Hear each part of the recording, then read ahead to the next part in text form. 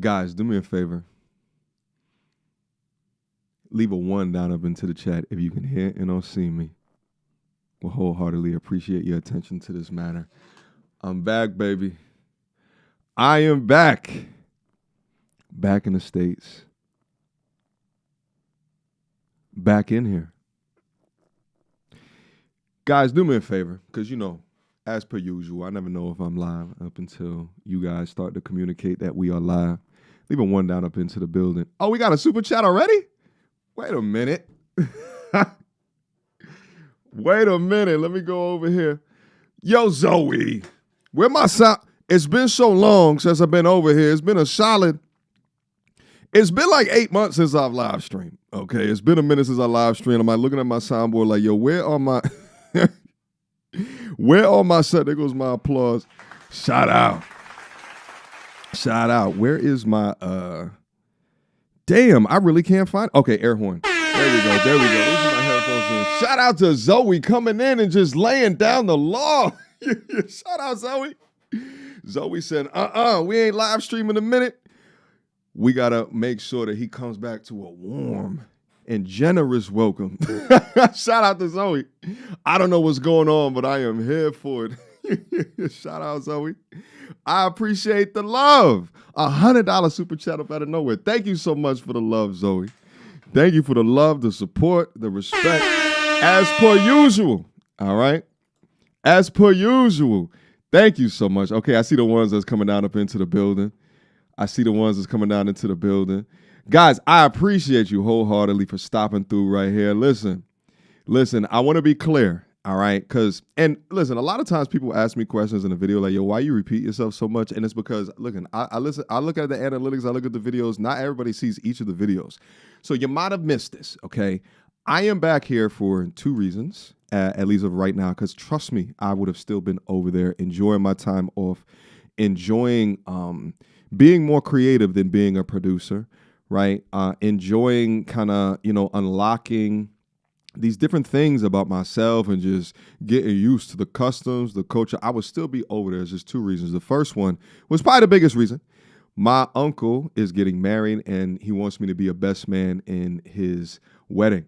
Okay, so that's going to happen very soon. And I'm going to be flying up to Jersey in not too long in order to be the best man in his wedding. And just like I said in the video, family is so important.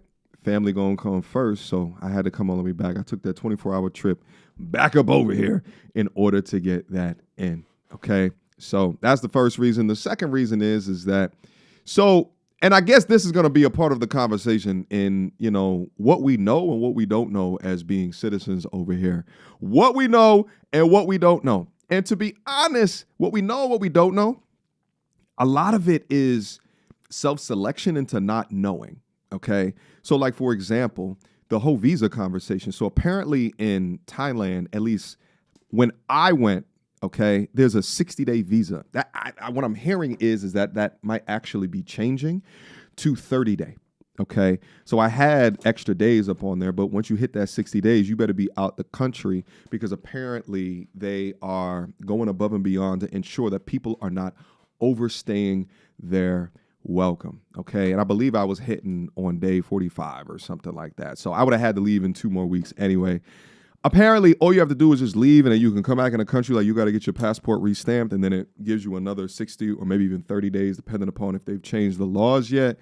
So I would have had to do that anyway. Plus, I'll be honest, like, me going over there, okay, it was like, all right, let me just go, all right? Things had cleared up in my life. I had reached a point where I was like, all right, I think I really need to, give myself time to, grieve my father.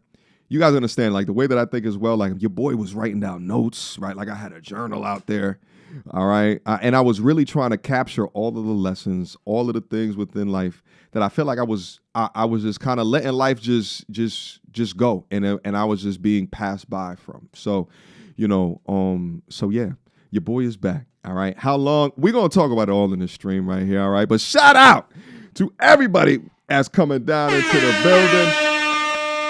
Guys, let me know. Is that air horn too loud? Let me know. Shout out to everybody's coming through. I see a couple of extra super chats. All right. Let me acknowledge those that have chosen to acknowledge me.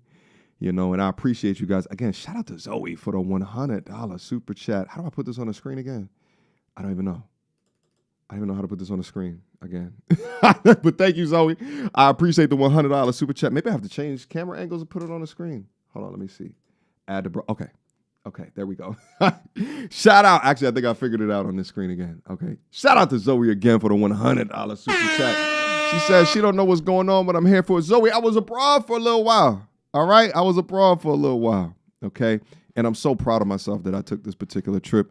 And I'm going to continue on going in and speaking about all of this and kind of what it meant to me and what I think that it really means for like the remainder of my existence on this planet and for y'all as well. But I think that the new American dream, and hear me when I say this, okay? I think that the new American dream, and it's going to become popularized over the next 5 to 10 years, I think the new American dream is to leave America. I think the new American dream will be to eventually leave America. All right? We have been taught things within here, and it's from a branding and a marketing perspective that kind of pushes how important that it is to be here. All right? Military might, okay? Get it about how you live, grind until you 65. I think that the new American dream is going to be save, invest, budget, maintain your finances, earn a high income earning skill, or even if it's not high income, ensure that you are saving, investing correctly. Then by 40, 45, see ya. And I really think that the arbitrage between how much money that you can make in a first world country versus going into a place that is a developing paradise, and if you really extract out the things that are important to you as a human being and you begin to cross-reference, you know what I'm saying? It's kind of like you had a flip phone your whole life. You understand me? And then the smartphone came out and you're like, oh shit, there's things that I didn't even realize it's like you've been riding a horse your whole life and then a car come out, right? You know what I'm saying? Like, it's just like, oh shit, but this is, right? Like I thought I just needed a faster horse, baby. I thought I needed a horse, that breed of horse that just shits less. So we got to make less pit stops, or like requires less food. So I got to put more fuel in the vehicle. You understand me? But then it comes out and then a car comes out and it makes you look at transportation completely differently. I think that now that being abroad for so often, it helps me understand living somewhere else completely differently. All right. But again, shout out to everybody that's coming down up into the building.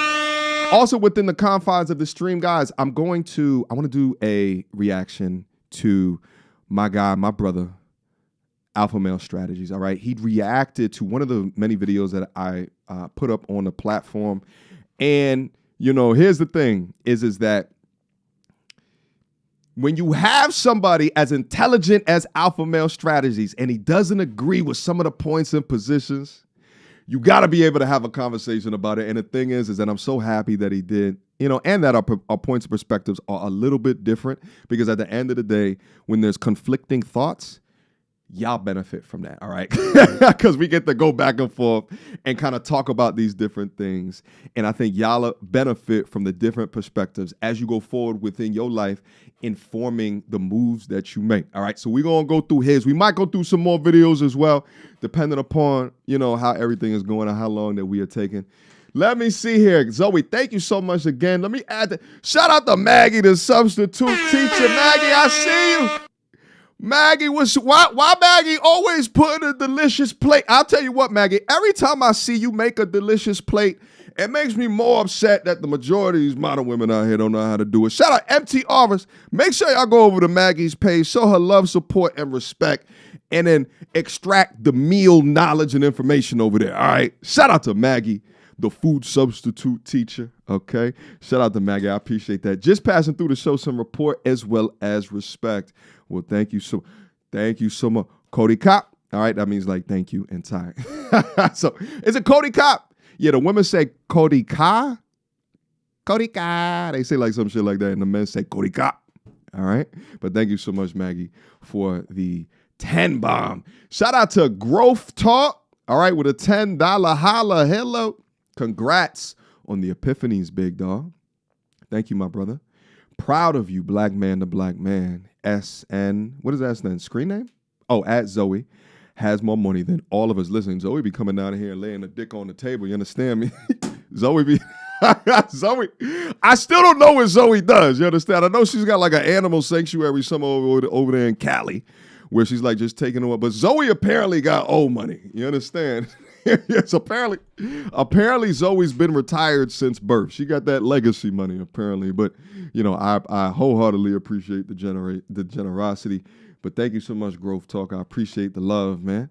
Let me go through all for 1BM with a $2 super chat. Get your ass back to TH Fun, the Thailand Fun.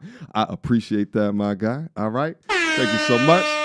And going on to Mr. Nix. Zooming to South America in a few months. This ain't helping my anxiety. Listen, I've been thinking about, I just had this video about, moving to Thailand. It was the title of the video. And, I'm not going to put like a time requirement on that for myself right now. But going back and thinking about it, I think it'll be more wise of me to visit other places first. And now I'm just like, I can bring my camera down there. I can take you guys with me. I'm a little bit concerned about all the purported crime within a Colombia or like a Brazil. But maybe I can go down to like a Costa Rica. I was actually in Costa Rica back in 2025, 2024? For a bachelor party. Had a fantastic fucking time. Excuse me, I don't mean to be cussing like that, but had a great damn time. And that's another thing as well. Apparently, like I was looking at some people's reactions, and a lot of people think that I'm not traveled. I've been to like 13, 14 countries. I did a study abroad in Finland. Okay, like this is my second time in Phuket, Thailand. Right, like I've been to a decent amount of places to have a decent perspective of things within life. I guess the difference for me is that I think travel in my 30s was so much different than travel in now because I'm in a different stage of life. There's something, your appreciation for life when you watch people die around you, and it's specifically the way that I watched my father die, it changes things. It changes your perspective. I don't want to make you guys sad for this, so we're going to continue on in the conversation. But shout out to you, my guy, zooming down to South America. I may be joining you down there. Hello. All right. Zoomed to Central America last year, and I felt the same way that you do right now. Shout out, my brother. I appreciate that. All right, let me click over to the normal chat. All right. Shout out to everybody that's down in the building. I appreciate you guys for coming through. I appreciate you guys, but like the more that I think about it, the more that I talk about it, I just think like the new American dream is going to be people to, work hard the first 20 to 30 years after they become an adult, and then find somewhere else more peaceful, more lovely. How amazing in it. And then here's the thing. And then we're gonna get into the reaction. Let me try Cartagena first. I don't know. I have people that say, try Medellin first. Apparently they're saying in Cartagena, like the rate of what is it called?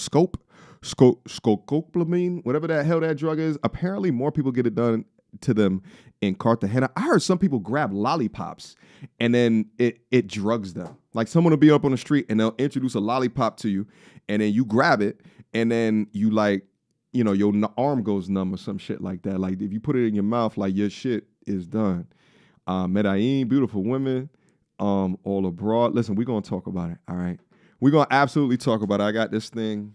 I got this video with good old brother AMS that I want to be able to go through, and we're going to have a conversation about it, all right?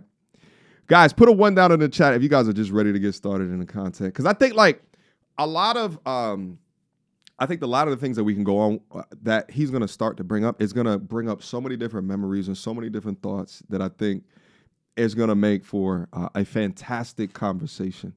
Glad you're back, feeling better. I appreciate that. I'm feeling so much better. There's like a ease that has come over me. It's like a like traveling abroad is like an anti-funk medication. Let's get active. All right, we ready to get active? Yeah, I need to do the sound check. Couple of things I'm gonna call out real quick, because we 15 minutes in. All right, couple of things I'm gonna call out real quick. Shout out to my guy, Zoom to Thailand. I'm going to be over there in about 12 hours or so. Okay, 9 p.m. Eastern tonight. We're going to have a conversation. All right. I haven't done collaborations like this in a very damn long time, but I got to do it for my guy Zoom. For my littler brother, Richie Mack. We got to be able to do it, baby. We got to be able to talk about it. And I think like the conversation that we can get between the two of us, oh, it's going to be fantastic. All right. So I'll be over there a little bit later tonight. He hit me up. He's like, yo, bro, so many people have hit me up. And I'm like, listen, yeah, I've been seeing in the comment section as well. I was like, you know what? I think I got to step beyond my collaboration thoughts, and we got to go over there and we got to absolutely do it. You know what I'm saying? So we have to do it. All right. We're going to be over there. All right. A little bit later tonight. Matter of fact, can I put this down up into the chat? Let me see if I can put this down up in here. Let me see if I can put this in here. Yeah, I think I could do it. Let me see. All right. Like, shout out to Richie Mack. All right. Anyway, also I wanted to call out as well, guys, viraltovalue.com. If you are interested, right, and how I generated, the income that I make in order so I could do stuff like go abroad and just take a sabbatical for 6 weeks, okay? viraltovalue.com. This is the ultimate content system, all right? If you want to know exactly what I am doing, right, when I'm in the thick of it, not when I'm on vacation, but when I'm in the thick of it creating content, viraltovalue.com. Let me put a link to this down in the description. I mean, in the live chat as well. You pinned the, okay. So viraltovalue.com, that's how it is that I am doing it. I am teaching you guys how to do it. Anyway, enough of that. Let's get into this conversation. All right, let's go.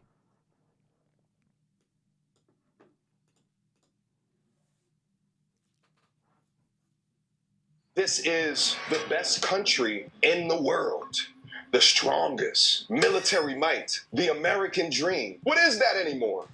Is that even a thing? What's the American dream in 2026? What does that look like? All right, let's have a chat.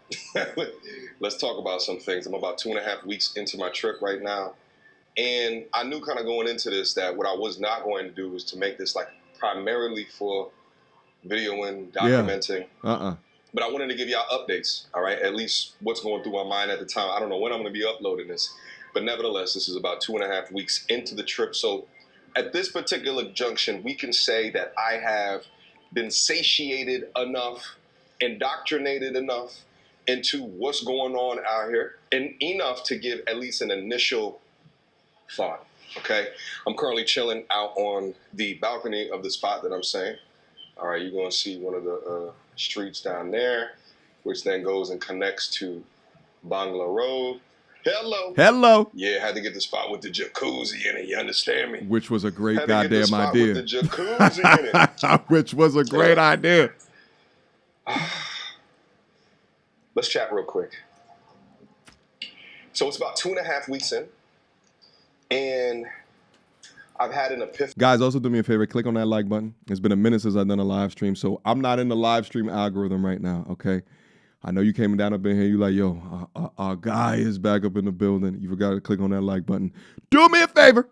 Go there right now. Click on that damn like button and show me some damn respect. Thank you. Let's go. There was a moment today. Okay. When I was getting up from my 2-hour massage, which in total was like $12. Okay. I hope that's all he was getting was a massage, man. That's a long massage. I hope, we have no happy. That's a long massage, man. Come on, AMS. I don't know. Like, let me give some more information and let me double down. All right. 2-hour massage was on the low end. You guys know my max in a day was 7. My max in a day was 7.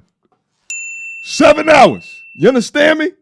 You know them pictures back, when you look at like a baby and the bows don't connect and shit? That's how I felt, baby. I was walking down the strip. Now, if you look at the topography of Phuket, maybe I'll bring it up on here on Google Maps or something like that. If you look up the topography, okay, it's like, it's a whole city. And I was just in Patong Beach, okay, which is like a subsection of the large section. But like you walking down the street, massage shop, some place to eat, okay, smoke shop. By the way, weed is legal over there, okay? Marijuana, from at least what I see, I haven't actually looked in the law, but there's weed shops you don't need like a medical license or anything like that. You walk right in, they got the indicas, they got the sativas, they got the hybrids, okay? And if you do the conversions, right, like $2 for a damn joint for a blunt, okay? Just FYI, okay? I'm not saying I did anything, but I am saying that I was taking a look at the prices, okay? Okay?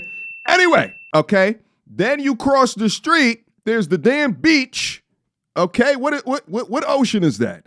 You cross the street, there's the damn beach, all right? You got clinics, right? Facilities like that. You have a spas. It's all of these things, okay? It's, right? So what I would do, I'd wake up in the morning, all right, go get myself something to eat, and I would just walk. And I'd walk at one spot, ask for the price, go sit down, foot massage, all right? I'm sitting over here, I'm getting a foot massage, and I'm like on my phone, writing down notes down, thinking about, just the things that I need to think about in order to like get through like the grieving like all of these different types of things. Come back, walk outside, go to another spot on the same block, head massage, okay? Come back outside an hour later, leave, go in, be like, yo, foot and head massage, all right? If you were following my Instagram, you would have seen I posted a story about that. I took a little snippet of that, all right, for y'all to be able to see. That's what I was doing, okay? And, there was a couple days, I wasn't doing that every day because some days I would switch it up. But yeah, I was doubling down on all of that stuff. And here's the thing, and the prices range from anywhere, like you could get them like $3-4 for a foot massage for an hour, okay? Compare that to the prices in the States. Anyway, let's keep going, all right? Let's keep going. Come down here. The best masseuses is like the older type. Big true. Big true. The young ones don't know what they're doing, okay? Big true. Go with the older, okay, if you walk by the shops and they, you see like masseuses this and a third, generally the least attractive, the better the massage, all right? Big true. Your eyes are closed. Big game. Big Don't game. worry about it. Your back will thank you for it. Anyway, it was at the end of the 2-hour, $12 oil massage, one of which there was knots that was taken out of my back. That's probably been in there since 2016. I got up and I said to myself, after thinking it, probably about for an hour in the massage, and I said to myself, we've all been scammed. We've been sold a lie. Yeah, I believe it. Let's talk about it. Do good in school. Yeah.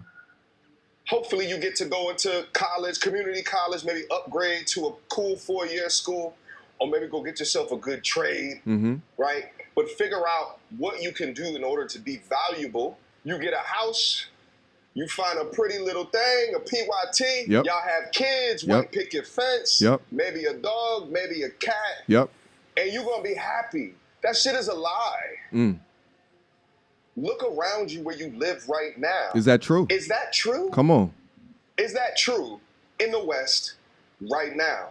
When I say is that true, I'm talking generally, right? You could just look at the divorce rate and see that some of that is not true, okay? Just as an aside, just as an example. Let's keep going. Right now, and listen, I do well for myself. But when I go into these different stores and I see the price for like eggs and shit like that, I'm like what's going on? This? What's going on? So even if you do all of these things, and unless you find yourself in a particularly high revenue generating work or field, like bump trying to do something that you're interested in and trying to make money, that ain't gonna make no goddamn sense over there. But you go through and you do all of that, and you're left with this sense of what's more. You get left with this feeling of, is that it? But then as that's happening, you're also listening to the propaganda. You're listening to the propaganda of that this is the best place in the world for you to live. That this is the best country in the world, the strongest, military might, the American dream. Yeah. What is that anymore? What is it? Is that even a thing? Is it even a thing? Yeah. What's... All right. Come on. Y'all guys come in, hit the like button. If you don't like the video, hit the like button. Like it in the goddamn way. Hell yeah. Come on. Shout out to my brother MTR. Shout out, bro. So let me talk about some of the stuff. Guys. It's propaganda. When you stay here in America, capitalist society, right? Yes. And then you go to a second or third world country. Yep. Of course, it's going to seem like it's the best thing since sliced bread. Yes. Because you bring in American dollars to a country where it goes 10 times farther. Yes. Right? Yes. But if you live there and you made the money that they paid there, those eggs are going to be comparable to what you would pay up here to your salary. Yes. Do y'all guys, it's all relative. Yes, it's all relative. Correct. They're cheap to him, but I bet you people that live and make their money there, it's not cheap to them. Yeah, it's not. So when you're able to bring American dollars and go live there, of course, see, you basically become a fish in a small pond or a whale in a small pond. Correct. Right? Because... And how amazing it is for you to grow up or live in a place that has one of the strongest dollars in the fucking world. Think about how rare that you are. It's 330 million people in the United States. 8+ billion in the world. Think about how rare that you are, because it's all a matter of perspective. Fuck all of the... I shouldn't be cussing like this, all right? Because we got to do the VOD. They're going to make it yellow. I apologize. Editor, please take out all my cuss words. I'm passionate about this topic right now, though. Please hear me. Think about how lucky that you are to grow up in a place where your median salary, $55,000, $60,000 per year, puts you in the top 10% in the world. Think about that real quick. How lucky are you? Meanwhile, it's all about perspective. Because there's people that make that hate their lives in America. They hate their lives. They constantly compare. They constantly feel inadequate. They don't feel this. Meanwhile, you make the top 10% in the world. Why don't you go somewhere else? Why don't you travel somewhere else? How lucky are you? It's all perspective. And I'm saying this to my guys right here because I understand what it feels like. Even someone that I've always done well throughout my life. R.I.P. to my pops. He would have made sure no other way. I've always done well. He taught me how to do it. He taught me about this world. He didn't teach me about investing, right? He didn't know about that. But he taught me this world and how to move correctly, how to handle myself as a man so I can alter my environment whenever I need to, which is really one of the true markers of being a man, being able to alter your environment on a whim. Guess what? You can alter your environment. And how lucky are you to not be from a Thailand? They can't just come over to the United States. They have visas to go through. They can't just come over here. You can't be from one of these places over in sub-Saharan Africa and just come to the United States. There's an application process. How lucky is it for you to be from a place where your dollar is one of the strongest in the planet and you don't even have to think about visas? You could just go wherever that you want to go. That's my point. How lucky are you to be born here? It's all perspectives. And I'm talking to all my dudes who feel like their back's up against the wall because you feel like you have no other decisions. You have no other options. You reach a certain stage in your life and what you planned for within your life, your chick left you. All right. You got fired from your job. All right. You chose not to go to viraltovalue.com and see how it is that I built all of this shit, invest in your well-being. Hello. You decided not to do any of that. And now you feel stuck. You feel unfulfilled. You don't feel pleasure because you can't do 8 massages a day. You know how much pleasure you know how much dopamine, right? With him, I go in Atlanta, I go get 2-hour massage because, you know, I stay athletic. You know what I'm saying? Your boy, I was just boxing yesterday, all right? Now I might start doing Muay Thai, by the way, all right? Your boy was in there. I'm about to go there later today, you understand me? This is what your boy be doing, okay? Now, I was in a place where I can get 8 a day. In Atlanta, a 2-hour massage is $200. I'm not going to do as much. I'm going to find more activities in. It's simple mathematics. Now the thought of what you can do out, it completely changes. Your freedom, it completely enhances. Anyway, I'm belaboring this point. Let's go. But y'all guys seen Friday After Next? Was that Friday After Next? Next Friday, right? Where the dude said, "Around here, I'm the king." And that's because when you move somewhere else where you're a big fish in a small pond, you have more status. Yes. So how lucky are you? To him, everything down there seems so cheap. But try making money down there. Yeah, that's not what I want to do. America, guys, America is the best country. All right. Y'all want to know how I know America is the best country? Okay. We're going to have to define what best means. The best place to become rich?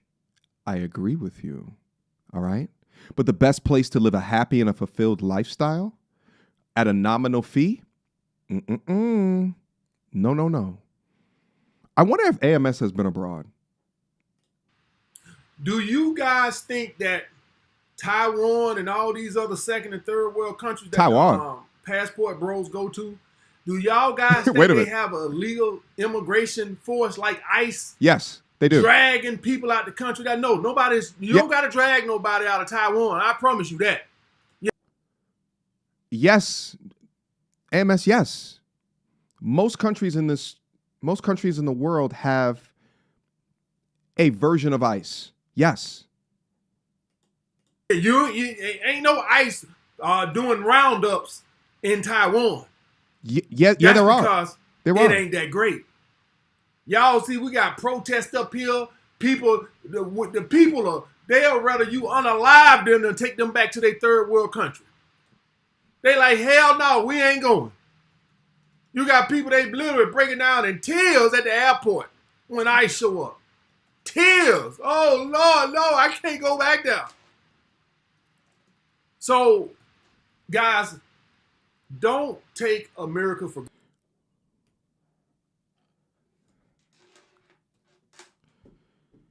Does Taiwan have immigration? Oh, I spelled the hell out that word. Immigration police. Okay. Yes. Taiwan has immigration police, which are known as Border Affairs Corps, and specialized operation brigades under the National Immigration Agency. They manage border security, visa enforcement, and immigration processes at airports and as well as seaports. Yes, they absolutely do. Most countries, developed, and even, I don't know if developing countries is accurate, but most developed countries have, let's change it from, he's saying Taiwan, which is markedly different than Thailand, but let's take a look at Thailand. Yes, they absolutely do. Yes, Thailand has a dedicated immigration police, which operates as a specific division within the Royal Thai Police. Yes, this is just like I was saying earlier. If I stayed over my 60-day visa, these people would come for me and physically throw me out of the country. Will physically throw me out of the country. Yes, they do. They do. The thing is, and I think what AMS is referencing is the hoopla around the Trump administration. I don't want to get political, okay? The hoopla around the Trump administration, where now, as a tactic to try to undermine President Trump, they call out this immigration stuff and they have a whole bunch of news and marketing in regards to it. And you're seeing people crying and they're talking about, they're busting down the doors of churches and they're going into schools and they're pulling, right. And there's a lot of marketing behind it, but that's been going on in the United States even before the Trump administration, the Obama administration. It was definitely going on in Obama and the administrations before that. There's a lot of marketing around that because of the current administration and what the left is doing to try to undermine the current administration. But yeah, let me actually put that in here. Let's verify that real quick as well. Does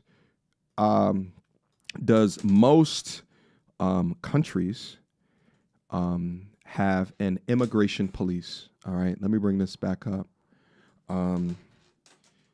Yes, almost every country has specific authorities or police forces dedicated to border control, and immigration enforcement. Though the exact structure varies, instead of a single agency like the U.S. ICE, many nations divide these duties, passport, deportations, and interior investigations, among national police, coast guards, or even specialized border agencies. So yes, the answer to that is yes. Now, again, there's going to be a lot more people that want to get into a United States than are going to want to get into a Taiwan or a Thailand, okay, for various different reasons. I did a study abroad in Finland. I talked about that a little bit while ago. I did a study abroad in Finland. And one of the topics of the conversations was, Africans illegally immigrated within Finland. This is like 10, 15 years ago. I wonder if it's still a problem. When did I do that study abroad? It's when I was getting my MBA. So that was like 2012. Let me just look at that real quick because now I am intrigued. Does Finland have an immigration problem with African immigrants? Let me just see. I didn't look at the answer yet. Finland does not have a monolithic immigration problem. The country faces significant socioeconomic and societal challenges regarding the integration of African immigrants.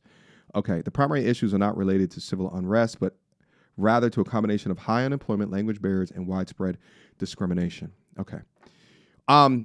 Regardless, I think that the point is held there is that yes, there's a way to police immigration on the within these other countries. The thing is that the United States popularized it and they put it on TV a lot more due to kind of this current political climate. But yeah, I wouldn't mind studying some broads in Finland. Listen, oh my God, Finland, yo. Here's another thing that I'm going to talk about as well is that when you go to these places abroad, I think that the beautiful woman per capita is a lot higher. Hear me when I say this.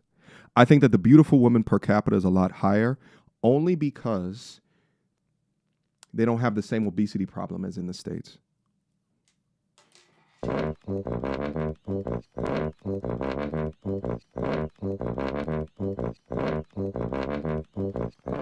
They don't have the same obesity problem. Okay, there's not a whole bunch of high calories walking around. I think that the obesity issue within a Thailand, I think, is like 5 to 10%. Let me try to Google that. Let's try to AI that real quick. What is the obesity rate in Thailand?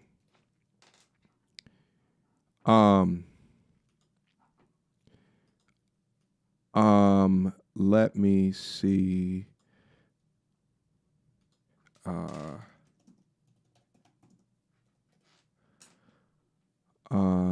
Let me see. And maybe I'm wrong about this because I'm taking a guess at this, but like walking around, I'm not seeing as many big people. The obesity rate among young adults in Thailand is steadily rising. For Thai citizens, 15, that's because they began integrated by the West, baby. The overall obesity rate, 32%. Holy moly, that's a lot higher than I thought it was going to be. Additionally, the prevalence of obesity among young Thai men in their early 20s has nearly doubled. Oh, okay. So let me look at the obesity rate in the U.S.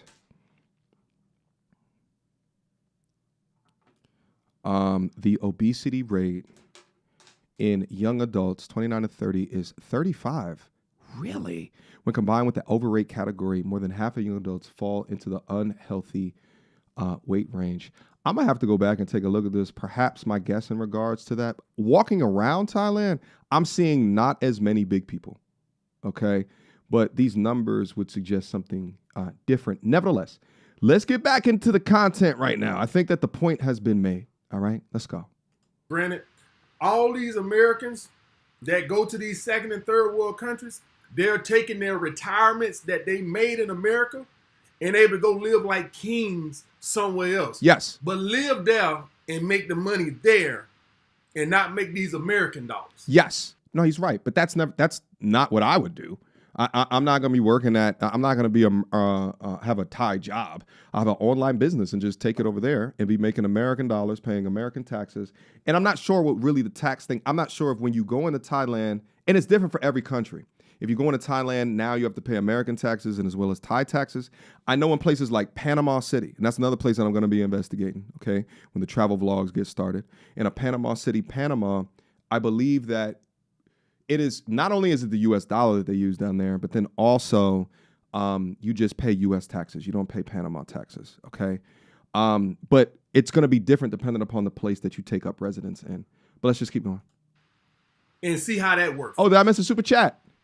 All right. Shout out to Boogie. Oh, Boogie, what's up, baby? Bro, welcome back. I think AMS meant to say Thailand the whole video, not Taiwan. Progress over perfection, baby. Hey, keep grinding, keep working, my guy. I appreciate that, all right? Appreciate that, Boogie. All right, let's do this, guys. And like even the some of the guys. Well, let me finish. Let them finish. Okay. What's the American dream in 2026? What does that look like? Specifically for a man, one of which it seems as though it is now popularized to make you not feel good for being a man. It seems as though it is normalized to hate men. Men ain't shit. Men versus the bear. Men are dogs. And I was thinking about it, along with this lie. Hit the like button. There's this tactic of holding the carrot in front of the horse so that he runs the race. Oh, yeah. So he's on that hamster wheel. That boy spitting. Doing things in order to establish value. Yep. In accords within a system that does not prioritize his or her mental health. Mostly his. How long is your commute? Shout out to COVID, right? That's a weird thing. That showing your value thing goes everywhere, guys, just not in America. Yeah, no, he's right. At least America don't have that stupid ass diary that you got to give the family members when you take their wife, take their daughter off their hands, right? You got to give them something, give them a couple goats or something like that. At least we don't got to do that. But listen, buy an engagement ring for a young lady in the States, and that'll be your dowry abroad. All right, it's just buy again. Let me repeat that. What the De Beers company has done to the diamond ring industry, they have that as case studies in MBA classes for brand management and for economics. When they talk about creating brand around scarcity, it's actually amazing what they have done. Okay, what they have convinced women of that is valuable. Take a look at all of the luxury goods. Take a look at the luxury goods market. Take a look at the I talked about that new AP watch, and you got these niggas just fighting each other over a watch, nigga. Like what are we talking about? What are we talking about, baby? What? But here's the thing. This is the new American dream. The new American dream, all that materialism shit, man, get off that train. All right? Study hard. Be about your purpose. Save, invest. Don't get caught up in the rapture of materialism and keeping up with the Joneses. Because the more that you dedicate in life to doing that, the quicker you can take control of your life. The quicker you can be financially independent and retire early. Shout out to the FIRE community. That's what it is. But the more that you get attracted to things and stuff. I used to bang with this young lady. Sometimes we would go over and look at the big houses in Atlanta. Her eyes lighten up. Me, I'm like, that's maintenance. That's lawn care. How much that roof costs on that $1 million home? Okay? How much them windows cost? All right? How much? All of that is tying you down to keep you on the hamster wheel longer. That's my point. That's my point. You have to take control. So you wasting your money on these girls with these dates, and you don't even know, she don't even like, right? Like, why? Why? Right? Like, you have to take control. You can't become whim to this consumerism environment. You can't give in to her saying, well, he got to pay for that because my nails cost this. All right. By the way, I didn't see some long ass fake nails in Thailand, baby. I didn't see them cumbrellas, them back wing lashes. You don't see that over in a Thailand, baby. You're not seeing the weave, all right, that strips them of their natural hair if they leave it in too long. I'm not seeing the wigs with the glue adorned across their head. I ain't seeing none of that shit, baby, over there, all right? Way more natural, okay? I'm not seeing any of that shit. But they get tied in to this, like, comparison culture. And what I'm saying is, stop, do not do that. That's weak-willed. You're falling in line in the matrix. That's my point. It's lifestyle. Notice in most of my vlogs, I'm not talking about women. Because just like in the States, women should be a byproduct of what you create, the kingdom that you create. It's just cheaper to do it over there. By the way, let me also say this too, because you might be a little bit confused. My passion in my voice right now is not I love AMS. Listen, I love AMS. You know what's interesting is that I think AMS is funny as hell, and he has a Southern draw. So I think when you have that combination, people think that you are less intelligent than what you actually are. AMS is super smart. He's super smart. We've gotten up a couple of times. We've had dinner, and just the conversations that I have with this brother, I'm like, damn, this brother been here before. Super smart, super intelligent. I just think that he hasn't traveled. He hasn't seen things, beyond the United States. Here's my charge, AMS. I don't think AMS will ever go to a Thailand. AMS is from Alabama, all right? If they don't have double Ds, they not for him. You understand what I'm saying? He needs a little bit more thickness. The top people are small as hell. By the way, short kings, if you feel some type of way about being in the States, go over to a Thailand, baby. The average height is way less. I was walking around feeling like a damn giant. You understand me? But here is my charge, all right? AMS, if you haven't been abroad, he need to go to like a Colombia, all right, where they're a lot more thicker. Take him to a Rio. Take him to a Brazil. AMS, if you want to go abroad, I will pay for your ticket, bro. I just want you to see it. I just want you to see it, bro. I will pay for your ticket. Send this to him. I will pay for your, he ain't going to accept it. He ain't going to accept it. Okay. But I will do that. All right. I will absolutely do that because you have to see more, bro. I want the passion in my voice because I want all y'all to just experience more, to see more. Shout out to Passport Bros because like I said in that video, I understand y'all. Oh, I understand y'all. It's not, for me, it's not about the women. It was the lifestyle. The women are just a byproduct. Okay, and it just so happens that if you a millionaire in the States, you're a billionaire in Thailand, these far off, in Thailand specifically. I'll just talk to Thailand because that's where my recent experience was. Anyway. But yeah, AMS is super damn smart. And that's why I appreciate him doing a reaction to this video because I super respect AMS. Okay. I was gonna make that clear just in case you guys are confused in regards to my passion. Okay. Anyway. That's everywhere. It's all relative, guys. Right? It's all relative. Up here, you're gonna have more fierce competition because of the capitalist society. Yeah, but like everybody I know, you're not gonna find a whole bunch of rich guys to compete against. Okay. Right? But why would I want to? Everybody down there pretty much poor. Of course, you got your rich everywhere. But up here is fierce. Yeah. You got your ball players, you got your athletes, you got your entertainers, you got your entrepreneurs. So the competition here is fierce. And they alter the game. Women would rather be one of the rich guys' hoes than be exclusive with you. That's fine. So as far as that goes, the competition is super fierce. As to down there, everybody's pretty much on the same playing field. Okay. And so it's not as fierce. Yeah. But trust me, guys, on their playing field, hypergamy still exists. Oh, absolutely. Do not kid yourself. No. He's right. It still exists. Listen. It's in every woman around the world. Yes, it does it. And I said that in one of my videos. I don't know if it was this video right here. Listen, women are going to be women are going to be women. All right. Women are going to be women. I don't care if they over, right, in the States. I don't care if they over. He's right. He's 1,000% right. Okay. He's right. All right. The hypergamy, he's right. Okay. But he's talking about something that's real. The fierceness of competition. It's kind of like, you ever play a video game And I'm gonna use a video game reference because y'all know I'm a gamer.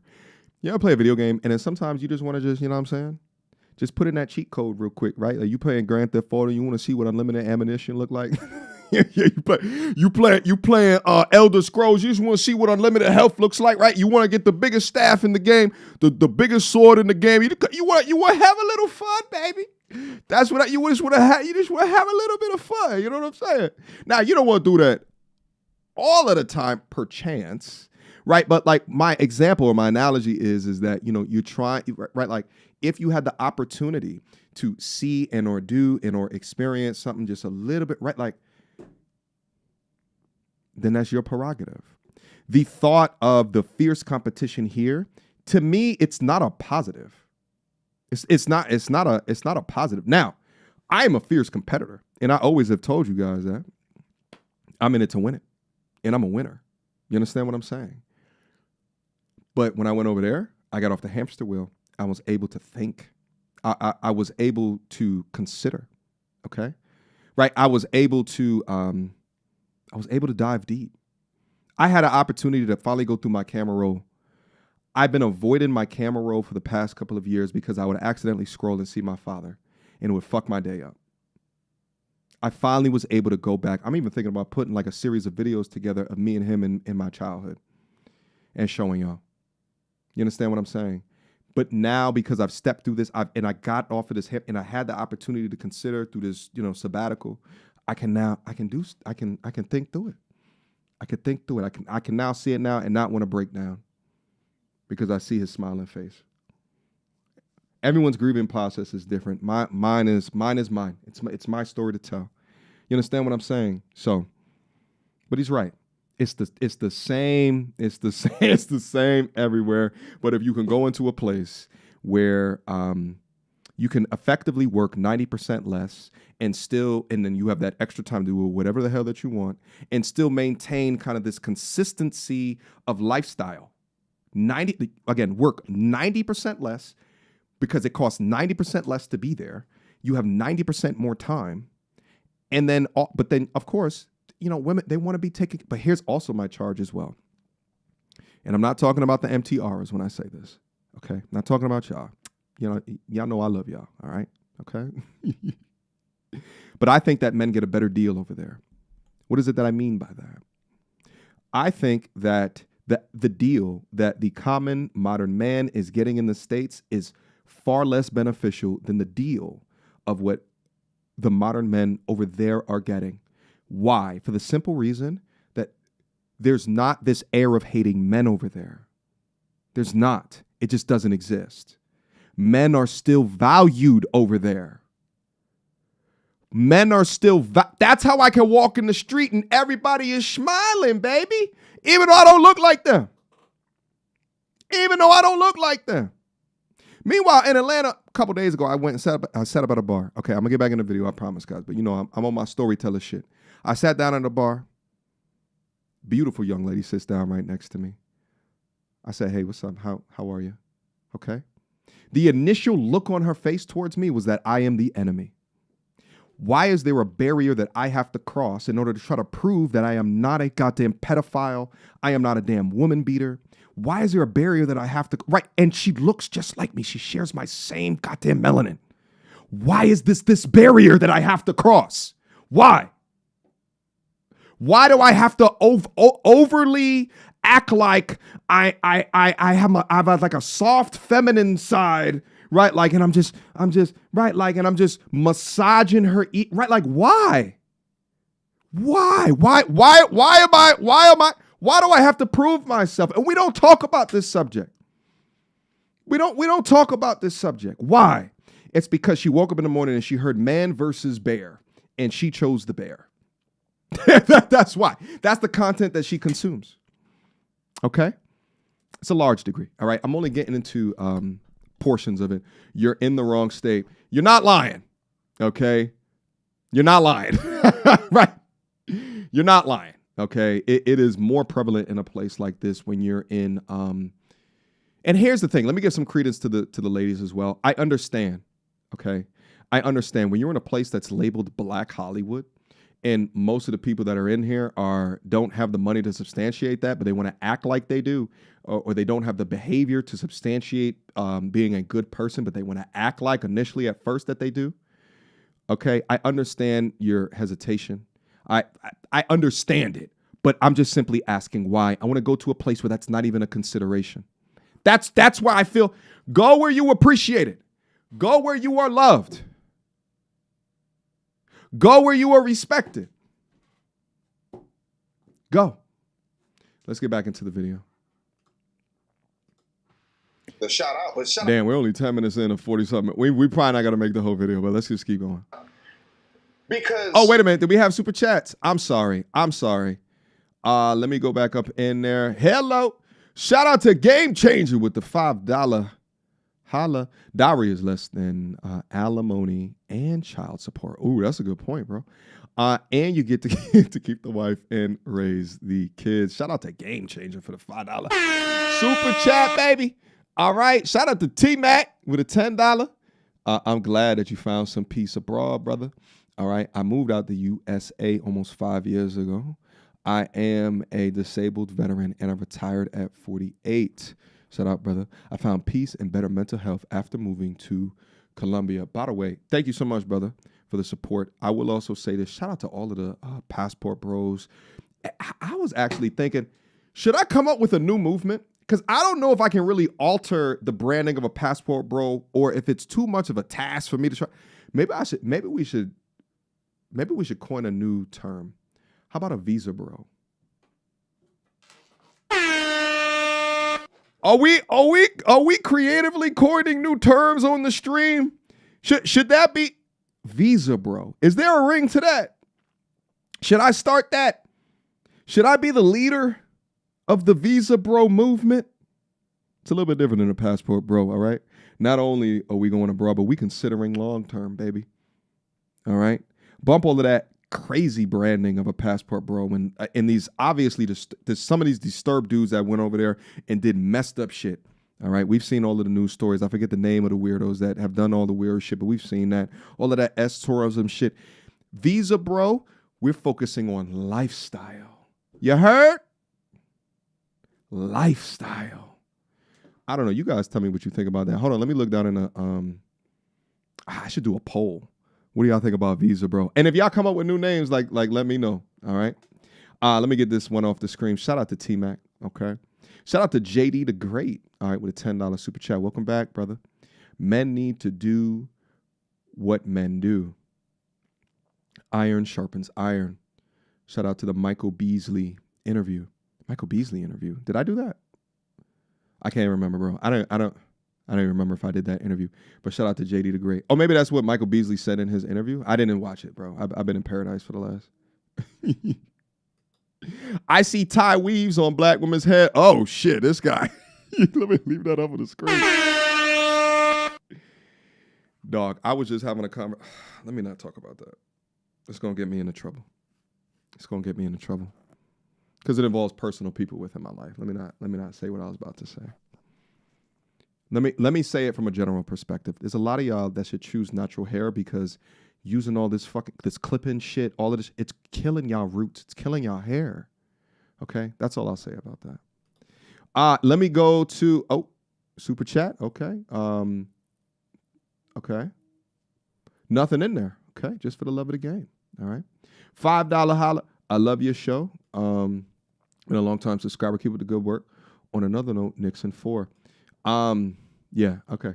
I actually don't watch sports like that. I don't know what's going on. Are they in the playoffs? Is it the championship game? What do they call that? The Super Bowl? I'm just kidding. All right, let's go. Without being able to travel and see anything different or anything new, people were introduced into a type of a lifestyle, being able to work from home, where now they're like, oh shit, I like this way better. Now, there's going to be pros and there's cons with it, specifically over the long term, being at home for that long. I think it messes with a lot of people's mental health. Nevertheless, that's besides the point of this video. But it forced people, because of a disease, Visa bros, we up. Think differently about the system that we are currently in. The system, by the way, of a 9 to 5 is like, what, 150 years old? Facts. 20 years old. How old is it? It's old enough where that's all that we know. True. But it's not that old. It's new. We just feel like it's normal. Yeah. The idea that you have to work 40, 50. Okay. The concept of I was giving it too much credit. The concept of a 9-to-5, a 40-hour work week is exactly 100 years old. It originated in 1926 when the Ford Motor Company instituted an 8-hour workday and 5-day work week. Before this, grueling 10 to 16-hour shifts 6 days a week were the standard following the Industrial Revolution. Okay? Let's go. 60 hours per week and then still be living in a place where it's tough to make ends meet, or to be living in a place where you walk outside and everything is an advertisement. And listen, that's really... Guys, little MTR, but I got it. Come on, AMS. America, I'm going to tell y'all guys how great America is. Yeah. America is so America's great. And I don't think MTR is trying to talk down on America like that. I just think he's just trying to show the pitfalls of capitalism, right? And no, I love America. Everything has its pitfalls, right? But I'll show y'all something about capitalism. Those countries he's talking about, these second and third world countries, you want to know what their retirement plan is? They children. There you go. Yeah. They're children. Mm-hmm. They work till they die. Or they rely on their kids to take care of them. Over here in America, you guys who watching this right now, you 21 years old, just started investing $100, $200 a month into the S&P 500. By the time you become 65, you'll be a multimillionaire. And my dad passed at 66. This is exactly my point. This is exactly my point. This idea that you work up until you're 65 years old, and then maybe you'll have enough in order to maintain, and maybe you had a pension at your place of business, and maybe there's going to be Social Security income at that time. Maybe. What I'm saying is that dream is shit. It broke my heart when my dad was laying on his deathbed, and we were talking about places that he should travel to when he got better. My dad was retired for maybe 2.5 years, 3 years. Was the pinnacle of health in December of 2022 and was gone by June of 2023. Okay. This is what I'm saying. And here's the thing. What he's saying is true and accurate. But what I'm saying is that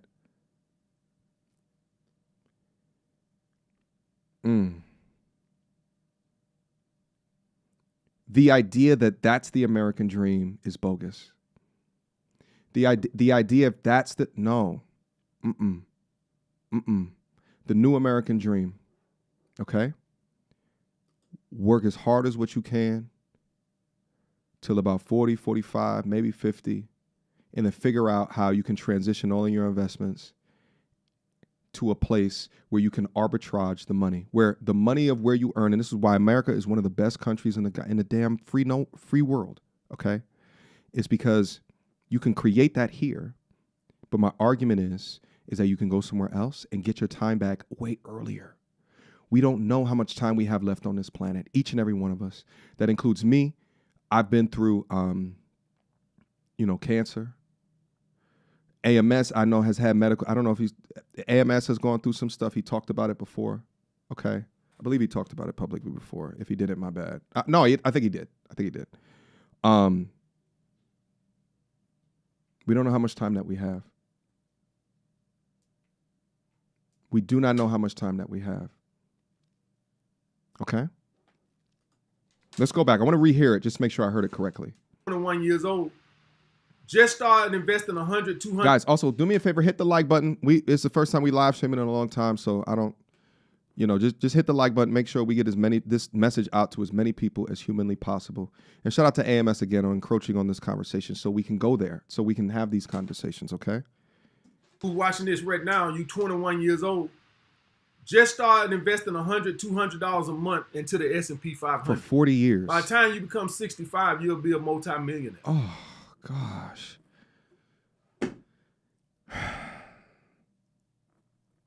We don't know how much time that we have, not to mention you are in a place that when you go out to your local supermarket, maybe not like a Whole Foods or something like that, you're eating things that are destroying you.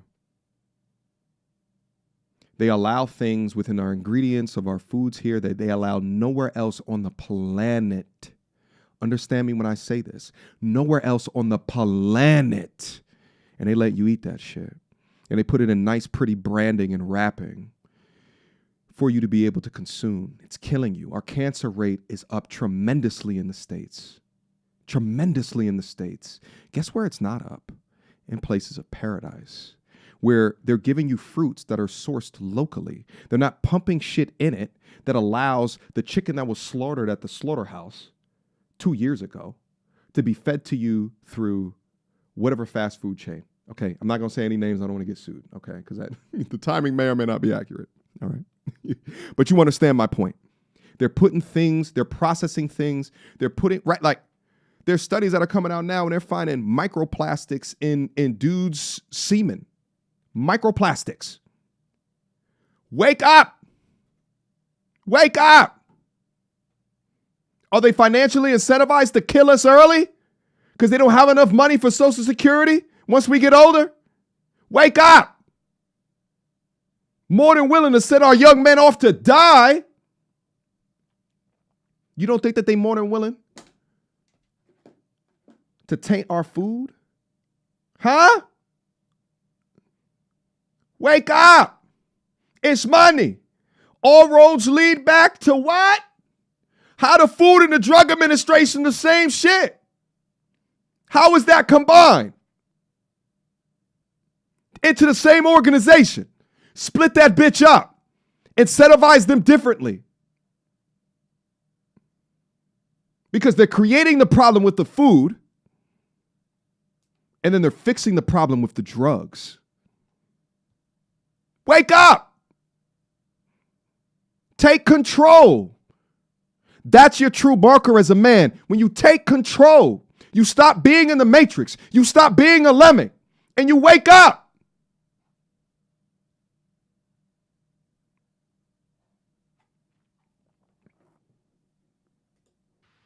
That's how great this country is. And you want to know how great this country is? It's going to even allow you to deduct what you invest in yourself off of your taxes. Now, I know a lot of you guys are not going to like the talking points that I speak on this because a lot of you guys are victims and woe is me and, you know, blah, blah, blah, blah, blah, blah, blah, blah, blah. And this became popular now to hate capitalism because you're a victim. But at the end of the day, guys, this is what you got. He's right about that victimhood shit and the hating of capitalism. And I say, use it, leverage it. The same way that they're leveraging you. They're pimping you. You're the hoe here. I'm not talking to AMS. I'm talking to each and every one of us. If you don't wake up, you're the hoe. They're the pimps. Don't you get it? They're just extracting resources from you. You're working until you're 65 to pay for this, to increase GDP. Wake up. They put shit into the food so that we get cancer is at an all-time. Wake up. Wake up.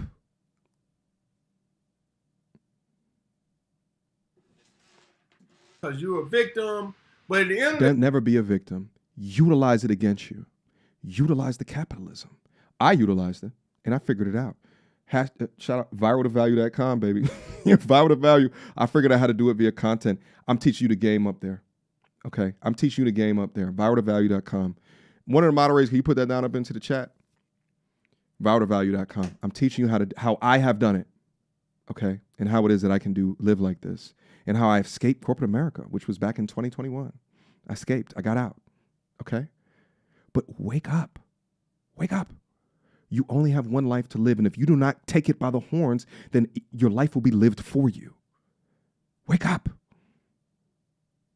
Today, guys, this is what you got. This is what you got. No, hold your hands. It's not what you got. And this is the fundamental. And I'm so surprised to hear AMS saying this because AMS did it for himself.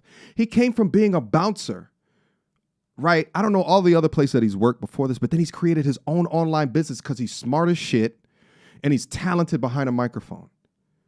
And he's funny as hell. He's super talented. And he's created it for himself.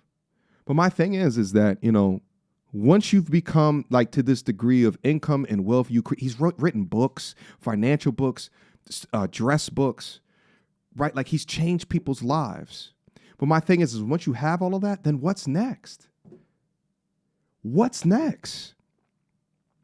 You know, and I think maybe this is some of the conundrum that I had, and I'm so happy that I figured out what next is. Okay? Shout out to Anton Daniels. He has a community called the Bag Chasers.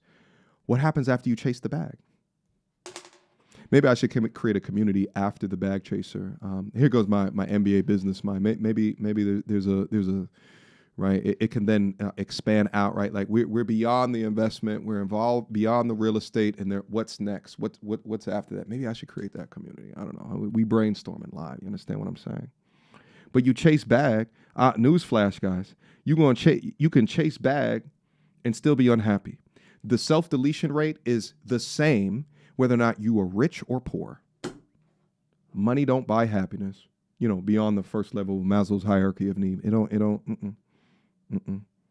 Life is about relationships. Life is about lifestyle. Life is about doing what you want when you want to do it. Okay? Let's proceed. Anyway, my point, leverage capitalism. Okay? Leverage it to do what you want. All right. Don't become a lemming to this keep up with the Joneses society because it'll keep you locked here on the hamster wheel. Hit the like button. And I know I'm never gonna be popular on YouTube anymore because I don't get into all the babying and going with the narratives or the talking points that the majority of people gonna agree with, which is woe is me, and you know I'm a victim and this country sucks and all that. So, but I'm gonna just tell y'all guys something like this right here. Mm-hmm. Get your skill. Yeah. Live below your means. We agree.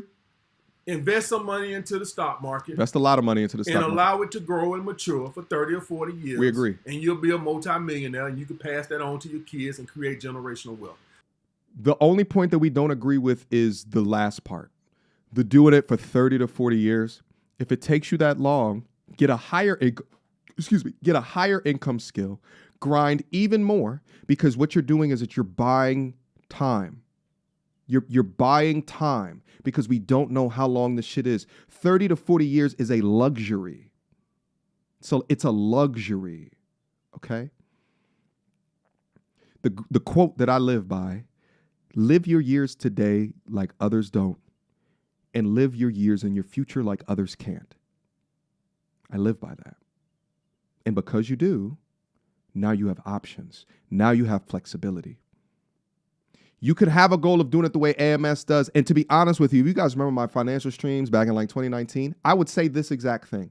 But I think now I'm on the other side of creating something like this. I now see it differently. Especially after watching my dad die. I now see it differently. Okay? There you go. I just gave y'all the plan right there. It took me 10 seconds. That's it. You're in a country that's so great that if you cut out the bullshit just a little bit. A lot of it. Just a little bit. Get you a skill, right? You ain't got to become an entrepreneur, none of that. You can get your CDL, just get to a reasonable salary. I understand you're not going to be able to do this working at a factory job making $22 an hour. You have to get a skill, right? You have to get a skill. Become a welder, plumber, electrician, anything that can pay you a decent salary that you can live off of and still have some money to invest. You don't need to invest much if you start young. If you start investing when you're 50, then yes. If you start investing when you're 21, then no. You can invest a couple $100 a month. That's it. Couple $100 a month. By the time you get 65, you're a multi-millionaire. That's it. Because you're starting young. I Bottom disagree. line. But I agree with the point, but I disagree with the modus operandi.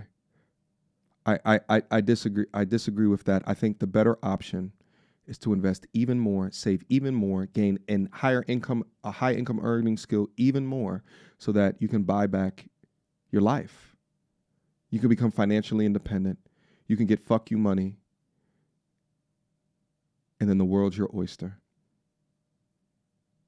We have a cheat code being in the United States. How blessed are we? And listen, some of my talking points kind of was like in the morning's conspiracy theory shit. But you know what goes against that?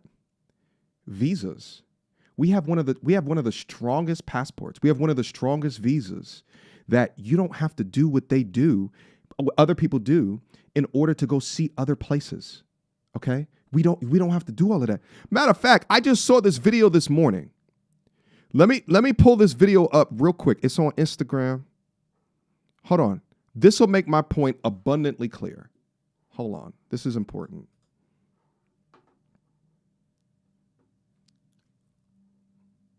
If I wanted to fly to Europe.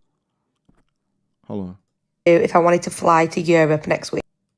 Here is everything I would have to do if I wanted to fly to Europe next week. Pay attention. Open up my phone, book a flight, take my passport to the airport, get on the aeroplane. Here is what my husband would have to do. I'd open my phone, book the flight, then I'd have to book the accommodation, book the insurance, find place to do documentation, like a VFS. 3 months bank statements. I have to show that I've got family ties in the UK. A letter from my employer, so I've got to make myself a letter. And then I need a letter from the accountant to say that I have a business, as well as that let's say I've got a credit card. Listen. That it's not maxed out, that I've got an okay limit, and that I actually pay my bills. Make sure I've not overstayed in any other territory, that I've got a return flight back. Make sure that I actually come back to the country. Yeah, then I also have to do my fingerprints. What? Within the whole application, I'll then have to say all the places I've been to. What? Then, after I've finished doing that, make sure I've got some photos, some little passport photos, 2 of them. Even though I'll have a picture taken when I'm there. Once I've got all that, then it could be anywhere from 5 days to 3 weeks. They might even say, we don't think you're going to come back to the UK, so we're going to deny your visa. And once they do that, it's not like I can, give more information, do anything else. No, it's ended, and then I've got to reapply. I won't be able to do that anyway because the Home Office has my passport. What? So, cheers. Here is everything I would have to. I hope you guys were listening to that. When I was out in Thailand, I met a young lady who was from South Africa. She started talking about visas, and at first I'm like, I'll be honest, maybe I make sure to agree with my ignorance. I didn't really know what a visa was. I know what a passport is, but she started talking about like visa requirements to go to other places, and I'm like, wait a minute. So you have to apply? Huh? Like there's this, you have to write down shit on a piece of paper to talk about what's in your bank account and what are your intent, and you could get denied? It blew my mind. It blew my mind. If you were here, and I guess a lot of it is within Europe as well, you can just go. You can just go. I uploaded a video to my my Instagram. Young lady was massaging my feet. Maybe I'll play it real quick. Maybe I'll just let me just make sure it's the right video you heard. All right, hold on. Let me find the video. Let me find the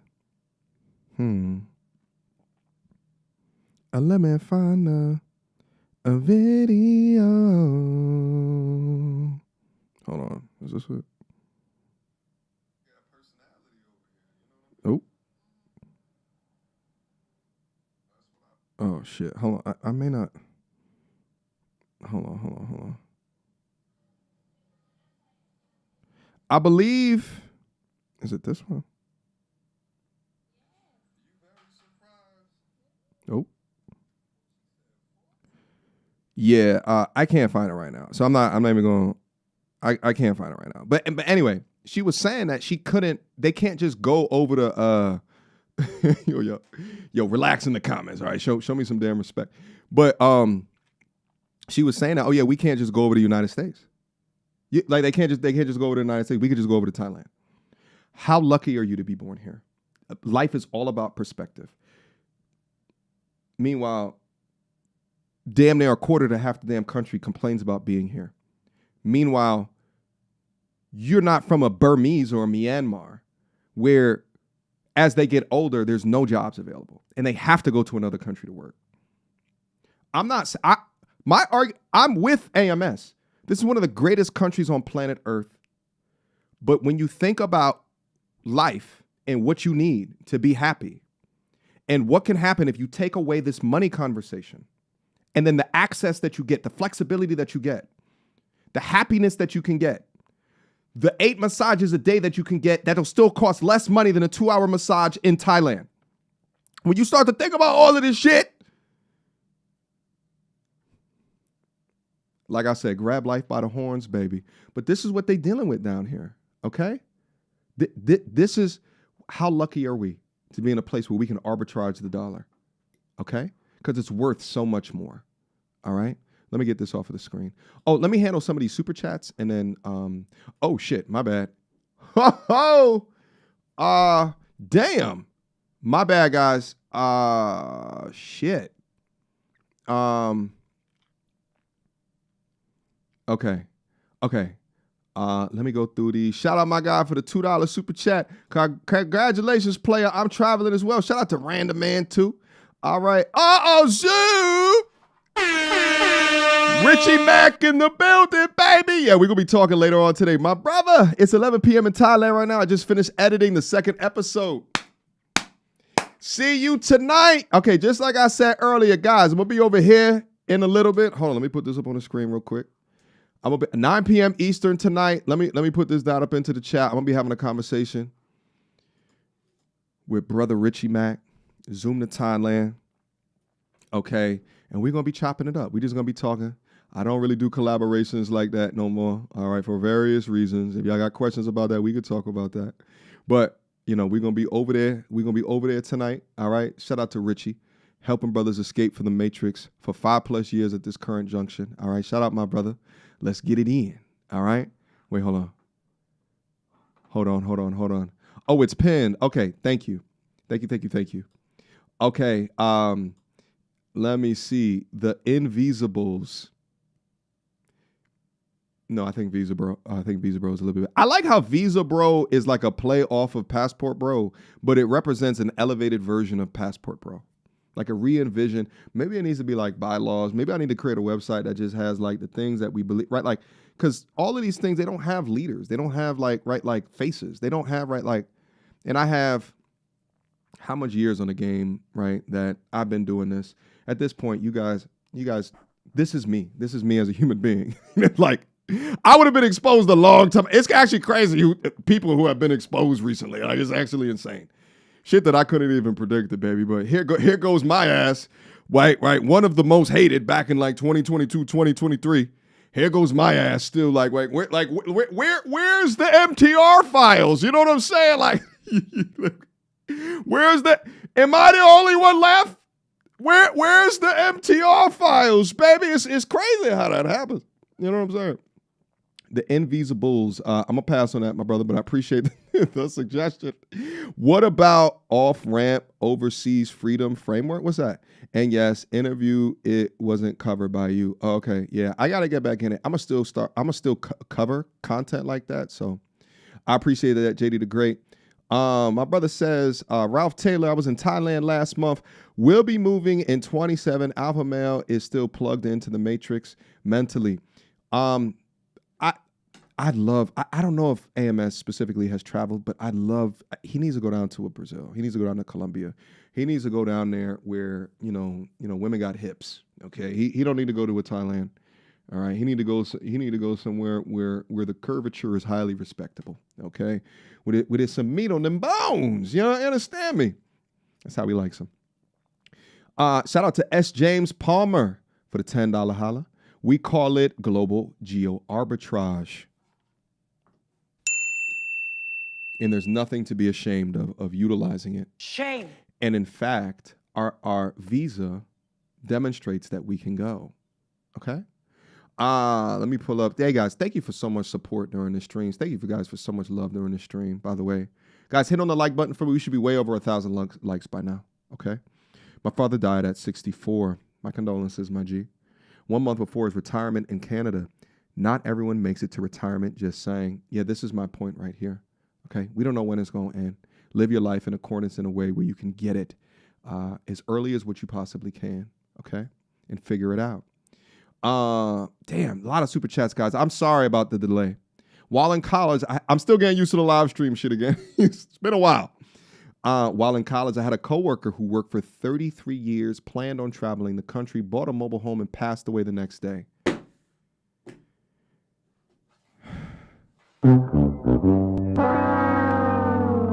Enjoy your life and be happy. That's what I learned from that. My father was my greatest teacher, and even his passing was one of my greatest lessons in life. Shout out to 3D Perspective, not Visa Bros, Rover Bros. Rover, someone or something that wanders, roams, or travels across different terrains. I don't know. I think I like Visa Bros a little bit better. I don't know. I should put a poll that up in here. But let's just keep on going. Is Rover Bros up for consideration, chat? Let's talk about it. All right. Shout out to Chris Pearson. He's ignoring the thousands of Americans and parents whose retirement plan is their child's making it to the league, which explains the popularity of all these weekend travel sport leagues. Oh, that's a fair point as well. So effectively what you're saying is that the retirement plan abroad is similar to some of the retirement plan of the parents here, okay? I don't know the percentage differences between the plans of each locations, but it's a point. I see your point. Let's see. People are not ready to be unplugged, and many of them are so inured, so helplessly dependent on the system, they will fight to protect it. Yeah, these are the same people that will line up in an Audemars Piguet line and fight each other, right? They're tied into it, right? All they see is the brand, the marketing, right? And they're attached to it, and it gives them a sense of purpose of what they wear. Huh? Miss me with that bullshit. Bink Batista, MTR, good to see you back. Hey, thank you so much, my brother. All right. Shout out to Game Changer. Create generational wealth with no family in the U.S. Create generational wealth with no family in the U.S.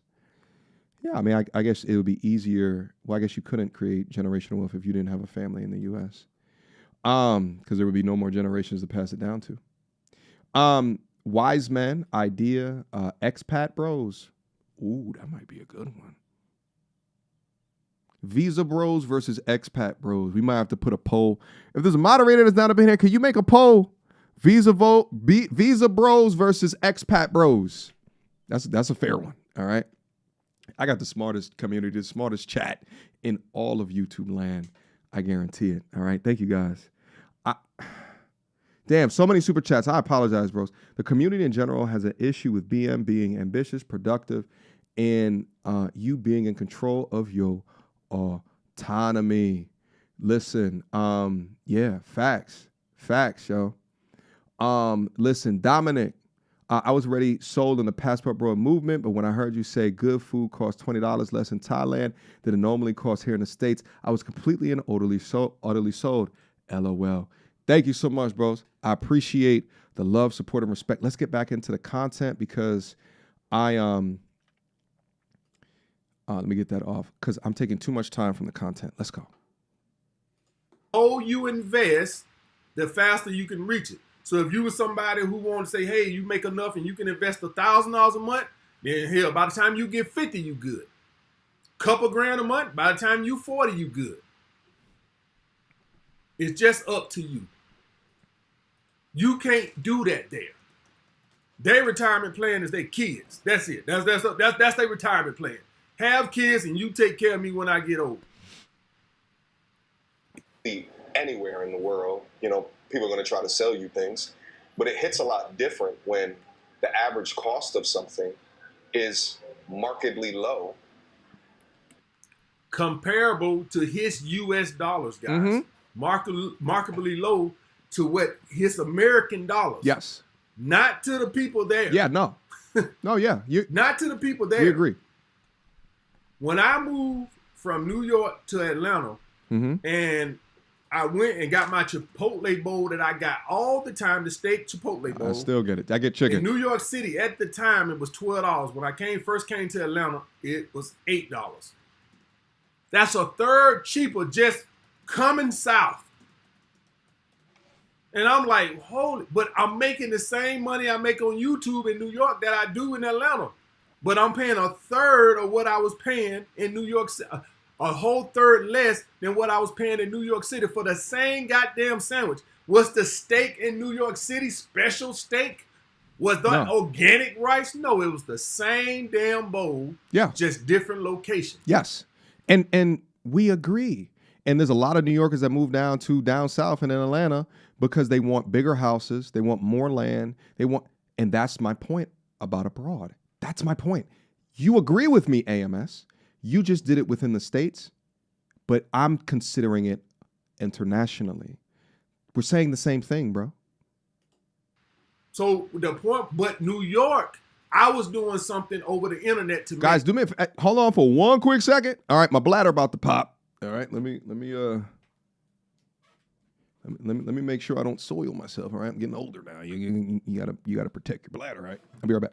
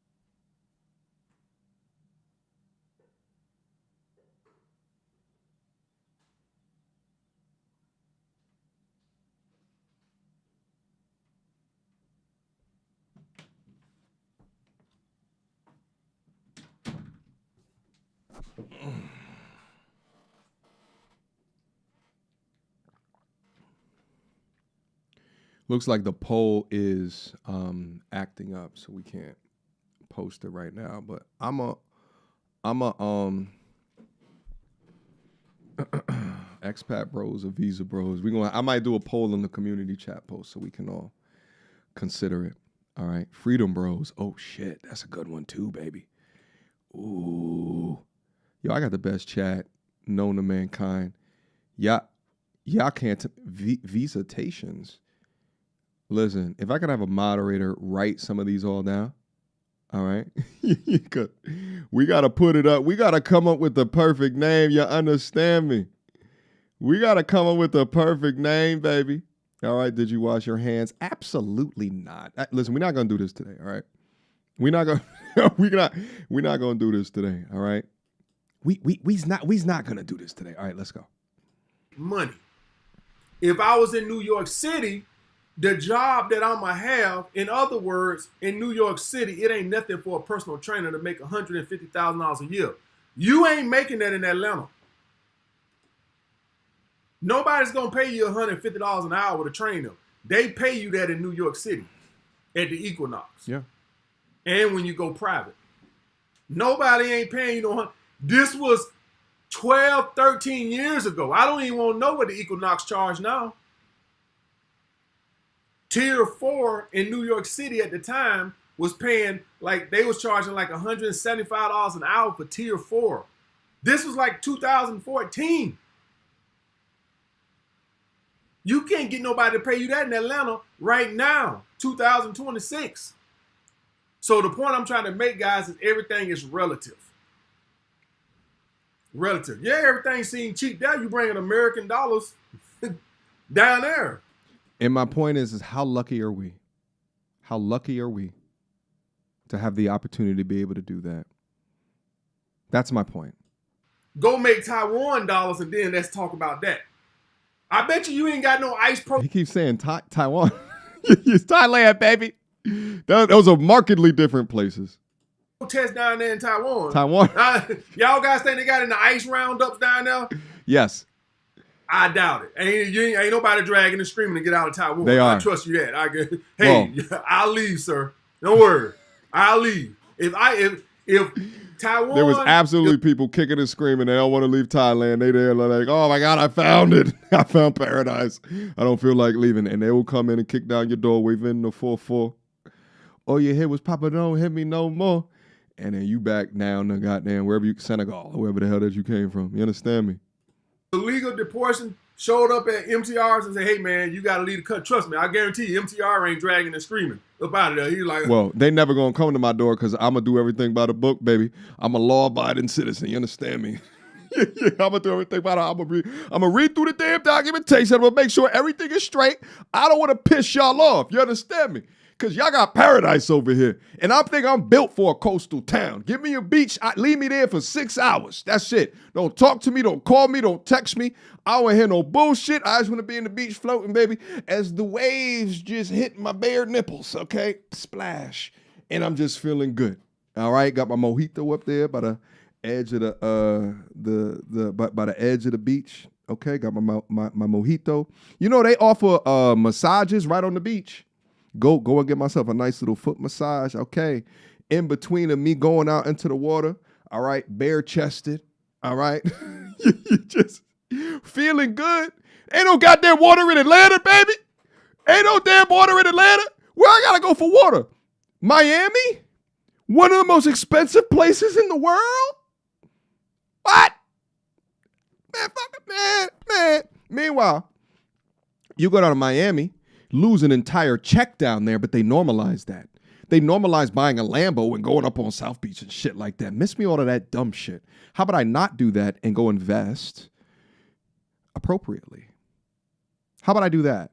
Because I can buy my life back. How about I do that? Okay? Hold on. Let me pull this up. Listen, this is Passport Bro talk, all right? We freedom bros over here. Shut up. All right, up to Tobias Falcon. All right, shut your damn mouth. We don't. That's not us. We focus on lifestyle. All right, we visa bros over here. We ain't. Okay. Shout out to the Passport Bros. Okay, but we might have to rebrand. It just depends if I feel like doing battle from a brand perspective. You know what I'm saying? I gotta do more research of all the people who have been messing up with that type of branding and shit like that. Maybe I'll just create a new. We just start fresh, and then we just create a new. Because we going over there for life purpose. Okay? Let's go. For my suitcase, I'm already headed to the airport. You ain't got to tell me twice because it ain't that great. The people that come here, you see the videos, they literally dragging and screaming and crying. That's because it's hell on earth where they're from. Again, how lucky are we? Than in the West.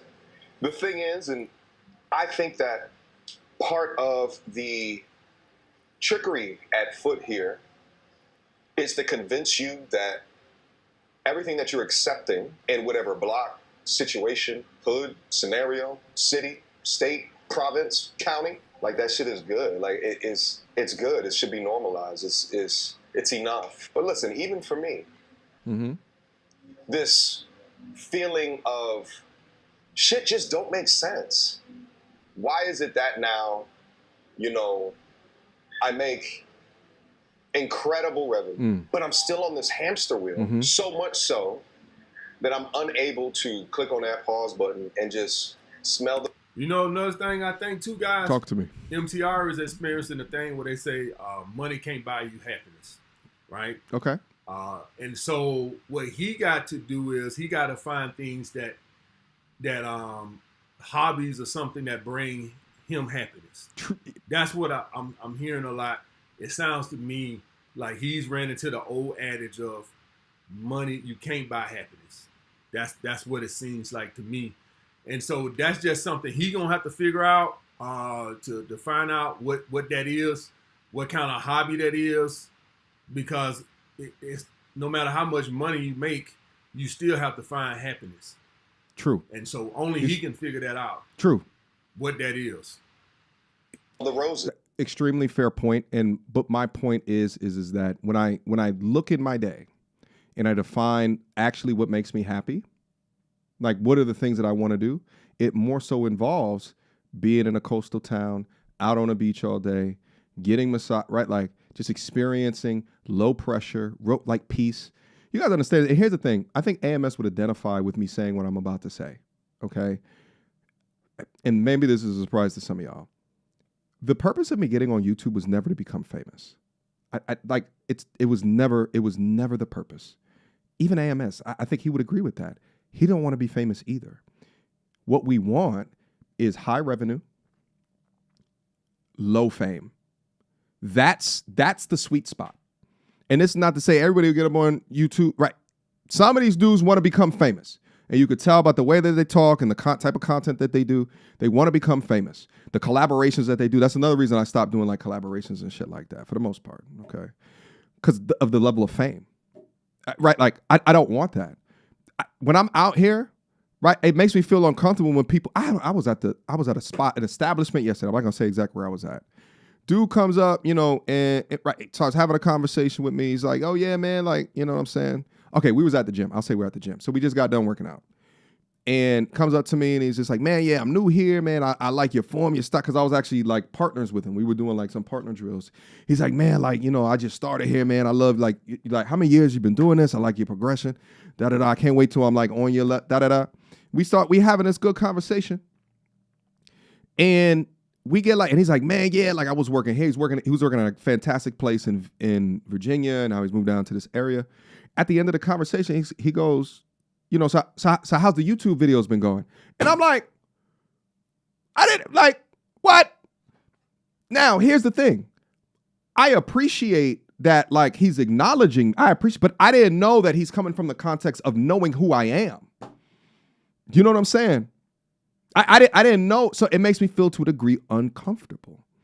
I also say this real quick is that if you guys see me out in the city and you come up to me and you're like, hey, don't you have that podcast? Or hey, aren't you on YouTube? I always say no. Again, I don't want the fame. But if you come up to me and you say, yo, MTR, I always say what up to you. I will always show respect to you. And it's just that little difference in the way that you address or communicate, right? Like that helps me know how should I address you back? Just FYI, okay? But irrespective, you know, when you walk out into the public, you are at the whim of the public. And if you don't know if that person is looking at you because, you know, let's say it's a chick, she's looking at you because she thinks that you're attractive. She's looking at you because she kind of recognizes your face before, or she's looking at you because she's got a pookie in the call log that jukes niggas, that sets niggas up, that robs niggas. You don't know. And it's disconcerting. You understand what I'm saying? Like I said, the high revenue, give me all of that. The fame, miss me with all of that shit. I'd rather go back to being a completely private citizen. Completely private. Don't know me, don't know but this is what the spirit of what it is that I do. So I had to take a cost-benefit analysis, right? I ran the business case of what I am doing versus life. You see what I'm saying? And then this is where we're currently at right now. But yeah, that's one of the reasons I don't do collaborations like that anymore, because I don't want to become famous, okay? Oh, gosh. Oh, you guys are lighting up. Damn, son. You guys are lighting up the super chats. Damn. Yo, shout out to all of the love. Shout out to all the respect. Listen, round of applause for all of you guys. This is how I know we have a movement. You know, this is how I know that content is making impact. This is how I know that, you know, you guys are appreciating my perspective and the things that I am saying. Shout out, guys. All right, and I apologize if I missed some of these. Blue Book Gentleman with a $5 super chat. Hey, yo, what's up? Blue Book Gentleman is hey, listen, we might need to, because the passport is a blue book. Not everyone has a blue book, okay? That red book, that's underneath ours. Global Gentleman, okay? Moderator, please write these down. Lifestyle Gentleman, Lifestyle Bros. Yo, shout out, okay? Let's keep going. Damn, Chris with the $20 holla. I feel like that horn is too loud. Guys, let me know if I need to turn that down. The new American dream is making your money dollars and then spending them and creating a better life in another country. Talk to me. I married a woman, educated / professional from Kazakhstan. Yeah, I met a couple of people from Kazakhstan in Thailand, by the way. Educated professional from Kazakhstan last December. Love your life, my brothers. Talk to me. Talk to me. All right. Shout out to Love Without Crossing Borders with the 40,000 CQ. I don't know how much that is, but thank you so much, brother, for the support. All right. Shout out from Cali, Colombia. Left the U.S. 10 years ago, happily married to a tax accountant. Yeah, and that's another thing as well. The shamers over here will make you feel like there's just dumb people abroad. Like it just boggles my mind. Like these people are not like doing amazing things. But again, it's a lot the American, the U.S. propaganda. Okay. Left the U.S. 10 years ago, happily married to a tax accountant. I love the U.S., but it's a scam. I can now live in 60% of the world's upper middle class. Talk to them, bro. Talk to them. Upper middle class, less than $2,500. AMS is another plantation, bro. Here's the thing. Here's the thing. We are all learning. Okay. Just because we have platforms, doesn't mean we know everything about everything. We might have a perspective about something, but we're all learning. We're all growing. We're all maturing within that. So I'm not going to call it, I don't know, a plantation, bro, is like a disrespectful term. I'm not going to disrespect my brother, but we're all learning. We all have different perspectives. We can all be right and wrong relative to what it is that we understand about the world. But that's the point of like platforms like this, informational platforms like this, where you could just talk about this stuff freely. But nevertheless, this right here is, shout out to Cali, Colombia, right? I've only really talked about Cartagena and Medellin, but maybe I should take a look at Cali as well. But shout out my brother, live love crossing borders. Shout out my brother. Thank you so much. All right. Shout out JD the Great. I still valet my Model 3 like a Lambo. You gotta be smart in big cities. Talk to him, bro. All right. LJ, salute. MTR, I'm happy for you finding your paradise, brother. Praying for your success, and I hope that you keep on traveling. Will do, my brother. I appreciate that. Seed of Nathaniel. Yo, y'all are lighting up the super chats, yo. Seed of Nathaniel, found me a wife in Sierra Leone. What comes with dowry of virgin and bride prices is a village. What? That is invested in your marriage. And this is another point as well. Oh, this is such a good point.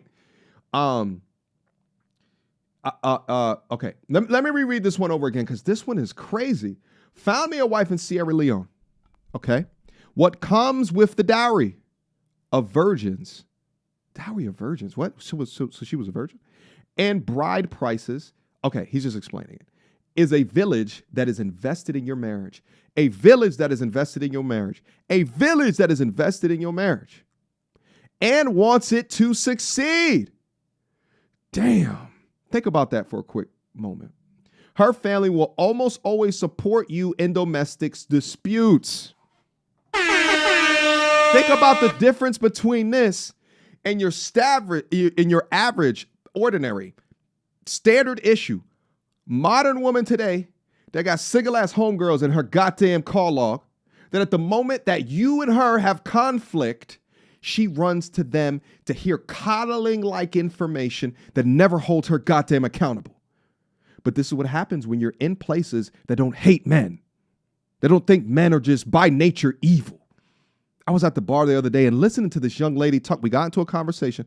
I was actually talking to her about her coming up on here and doing a live stream. She said, I'm down. What's up? Let me know. Because the conversation I was having with her, it would have hit 1 million views. One of those types of conversations. And it's crazy to me because she loves her father. Father was an amazing person within her life. But if you listen to her talk about men and I was calling shit out and she had nothing to say because she knows I was goddamn right. She has a low barometer hate for men, without a doubt. I got to bring her up here. I think, do we got to bring back Red Cup Talk, baby? Do we got to bring back Red Cup Talk, baby? Shit. Shout out to the OGs who knows what I'm talking about. All right. Let me keep going. Damn. You got shout out to Seed of Nathaniel.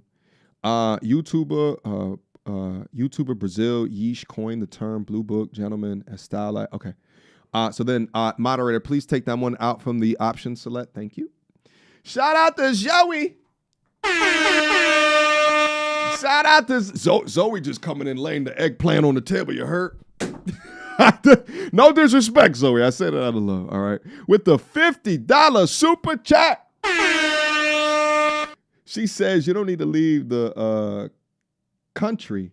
Just come to California and stay away from LA. The problem with California is them taxes, though, Zoe. All right, Zoe, I don't know what exactly that you do to become rich like you have, but I don't know how you're avoiding the taxes. Perhaps the dog business is an affront for, you know what I'm saying? I'm messing with you to a degree, but like Cali taxes is insane. Okay. But nevertheless, thank you so much. Zoe for the $50 super chat. I haven't been to Cali in like over 10 years at this current junction. I was there for a little while. I was like, yeah, it's okay over here. You know what I mean? It's a lot of weird people. You know what I'm saying? But it is what it is, all right? But a lot of interesting people, let me say. A lot of eclectic people. Weird is not the correct word for that. A lot of eclectic people over there, okay? But shout out to Zoe. I appreciate the love, the support, as well as the respect. Shout out to Gail at night. She comes through with a glad you're enjoying yourself. I'll see you and Richie Mack shortly. Shout out for the love, support, and the respect. Hold on, I'm trying to keep up with all the super chats. For the content at the Working Man's Podcast. Shout out my brother. Listen, I see all these guys with podcasts and they title. I'm like, yo, have y'all been over to viralvalue.com? Okay. Well, I'm teaching people to do what it is that I have done to achieve this content business. Literally soup to nuts, my whole system. Okay, go over there, check it out. Shout out to Damian Fidley, who sends over that pair, that dancing pair. All right, appreciate that, brother. All right. MTR done left the Matrix like Neo, baby. Where's Morpheus? Just kidding, big dog. Well, is that Morpheus? You know what I'm saying? Shout out, brother. Cash Flow Hustles. I appreciate the love, support, as well as the respect. All right. Yeah. So let's get back into it, guys. Thank you. And a large portion of that is being tied within a capitalistic society, one of which there is an air of popularity of keeping up with the damn Joneses. Now more than ever, I know that my association of money was correct. Well, some of it. Yeah, some of it. Okay. The portion that is correct is have a budget. Because there's a goal. And the goal. Y'all guys want to know what the best thing that happened to me was when I started back going out prospecting, trying to get business for my staffing agency and stuff like that. And I was going into these places and I was seeing the struggle because I've been doing well for so long. Mm-hmm. I haven't made under six figures since 2014, right? Mm-hmm. That I almost forgot what the struggle looked like. And when I started going to these hotels and restaurants, you know, trying to get business and stuff like that. Mm-hmm. And when I would see the employees, I would realize, you know, it would make me think of what I take for granted. Because I don't think about it. But when I would see these people and I would go in there and I would see them and I would say to myself, I bet you they don't got $500 to their name. Right. Some of you think you take for granted, you don't think about, but these people are busting their ass. Yeah. And I was saying, I bet you they don't got $500 in their bank account. They probably even got a bank account. And how I know? Because that used to be me. Yeah, exactly. I was going to say that. Bank account. You used to have to go cash my check at a check cashing place where you're already poor, but then they're going to charge you like 2% to cash your check because you don't even got a bank account. Yeah. So y'all guys get what I'm saying? And so that made me a lot more grateful to be appreciative because you just don't think about it. Yeah. When you've been doing well for so long, you don't think about that or he's right. The poor and all this, that, and other. You just forget. And so MTR has probably made a lot of money for a long time. He don't think about it. He just lives his life. And I hadn't thought about it for years. Mm-hmm. You know, it's kind of like that part of my memory of living in the basement kind of got blocked out of my head and I forgot to struggle. But actually, I wasn't struggling in the basement because it was cheap, right? So I shouldn't say struggling, right? Because I was living way below my means, right? So even though it wasn't the Taj Mahal, it kept me from struggling because I ain't have much bills. It just, it was shitty, but I wasn't struggling. So I shouldn't say struggling, but y'all guys get what I'm saying. It wasn't the nicest place in the world. And I wasn't making that much money. I was only making about 30 grand a year. Here's the thing though. When AMS was making 30 grand a year, that's when he had the most viscous innards thrown at him. But listen to me when I say this, because this is going to be a fantastic point, all right? When AMS doing the bouncing, right, like 30 grand a year, 40 grand a year, when he was down there doing it, he had more time on his hands. Why? Because he made more time on his hands to fuck with these chicks, okay? Hey, guess what? Prior to me getting up on YouTube, I had way more women around me as well. But when I saw that this was an opportunity, I made a decision to go all in. And I did. I stopped handing out my free time. Same thing with AMS. He stopped handing out his free time because he saw a light at the end of the tunnel. He read a book. He got inspired. Maybe he listened to a podcast. But he said to himself, I have to take this risk. I have to try. AMS, let me ask, if I had an opportunity to chat with him right now, I'd ask him, when you looked at the workers, okay, when you started your other business and you saw them, what do you think was different than you at the time that you were able to create it for yourself that they can't do for themselves? Because you were there. But something happened in between you being there and now you being super successful. What was that? You had a lot more time when you were making 30 to 40. You was inviting them chicks down to the basement and you was.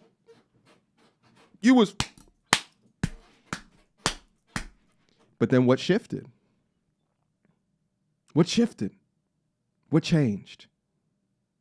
What was the point that you said enough's enough? Because it happened at some point and you decided on something different. And guess what? That free time that you had, it wasn't there anymore because you wanted something else for yourself. All right? That's my point. What did you do? What did you see that changed your outlook? Where you got hungry, where you focused on your purpose. Just like I said earlier, you worked years like others didn't, so you can live like others can't.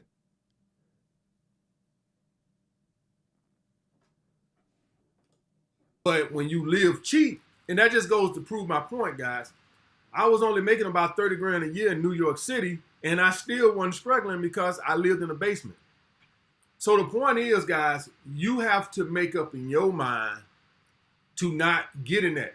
I only stay this apartment like 900 square feet, guys. That's it, 900 square feet. And I'll just be honest with y'all guys. I only pay, I think the rent is $3,100. It's on automatic. I think it's $3,100 a month, right? You don't think I can afford more than that? Oh my God. Just 900 square foot, $3,100 a month? This is my point. This is exactly my point. You pay $3,100 a month in Thailand. You living like a king, baby. This is my point. 31. Did I hear that correctly? Tell me I'm tripping. $3,100 a month. And I'll just be honest with y'all guys. I only pay, I think the rent is $3,100. It's on automatic. I think it's $3,100 a month. Right? I'm sorry. Did he say that about New York or what he's doing now? To not get in that. I only stay this apartment like 900 square feet, guys. Oh, never mind. He's talking about right now. I'm about to say you paying $3,100 a month while making $30,000 per year. Jesus, you're not eating no food, baby. That's it, 900 square feet.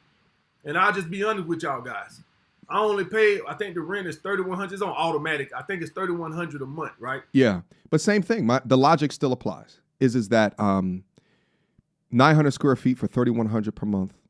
But think about going. I just watched the reel this morning. Young brother that's in Bali. He pays $1,400 a month to live in a place that is like a 3-bedroom pool, and they have like maids that come in once per week. They have pool cleaning. All of it's included in a $1,400 per month. My thing is that when you go over there, it's a lot less, right? And if you have an internet business, an online something, you got businesses that, you know, you've created in the US, you got an operator so that you can have more free time, right? Like if you do these different types of things and you real estate and you're making more money than what it takes for you to live out there, you're financially independent. Okay? That's my point. $3,100, right? Like, and it's just like, what's your lifestyle like at $3,100? And mind you, wherever he's living at, you walk downstairs, how much you think it costs to eat down there? How much? You walk outside, it's $15 at least to eat anywhere in and around your spot. And it's a constant maintenance and it's a constant keeping up because it is so much money that's down here. It's the competition that he talked about in the beginning of the chat. You don't think I can afford more than that? No. You don't think I can afford 2-3 times that? Listen, I tell the story all the time. When I was an undergrad making $46,000 to $55,000 per year, all right, I was in Wilmington, Delaware. I was working at JP Morgan Chase. The cost of my rent was $900 per month. When I graduated my MBA and put my salary above 6 figures per year, I found a spot in Columbus, Ohio that was $900 per month. All right. But again, it's the decision and the choices that I am making with discipline and intention. So he's right. Live way beneath your means. Way beneath. I don't want that stress, guys, for why? Some guy came and said, AMS, why don't you get a big house? Get a big house for what? To impress you? Right. This is my point. Get a big house for what? To prove a point to you? Right. You know, big house. I'm a single man with no kids. I don't even got a goddamn dog. What the hell do I need more than a 900 square foot apartment for? You're right. To prove something to you? Right. See, this is what I'm talking about. I don't need no damn 3,000 square foot home. I don't have no wife, no kid. I don't even got a goddamn cat. What I need a goddamn 4-bedroom, 3-bathroom house for? What the hell do I need a 3-bedroom, 2-bath house? Yeah. Who gonna sleep in the other 2 rooms? Phantom ghosts? See, this is the stuff that I'm talking about. Yeah. That people put themselves in these positions unnecessarily, and then you want to blame capitalism. No, blame yourself. I'm not talking MTR specifically. I'm just talking about people in general who put themselves in situations where they're keeping up with the Joneses and doing this and doing that. Guys, any of y'all guys been following me now a long time. Y'all guys know I started making 1 video a week years ago. Years ago. And it's been times and periods where I would pick it up a little bit and dial it right back down. Dial it right back down where it was at. This is my struggle. That ain't no accident. Yeah. Guys were saying, AMS, you only make 1 video a week. I've been making 1 video a week now for years. 5 years. Yeah, he has. Because I was content. I had enough money invested, enough money saved. What the hell am I around making 5 videos a day for? Shout out to AMS for this point right here, because this is what I was struggling with. But the thing is I think AMS might think that for me it's money. It's not money. For me, it's accomplishment. It's achievement. It's breaking through barriers, right? It's not really tied to the money because I live way beneath my means, and I don't really like material shit. I don't even like going shopping, right? Like I go into the mall and I get tired. I'm like, where's the food court at? Okay. So for me personally, it's about the purpose. It's the thrill of breaking through barriers, of the metrics, the analytics. And I think it's killing my mental health. I think it's killing my mental health. And with the other things that have happened in my life in the backdrop, and my ability to keep going through burnout, I just kept going.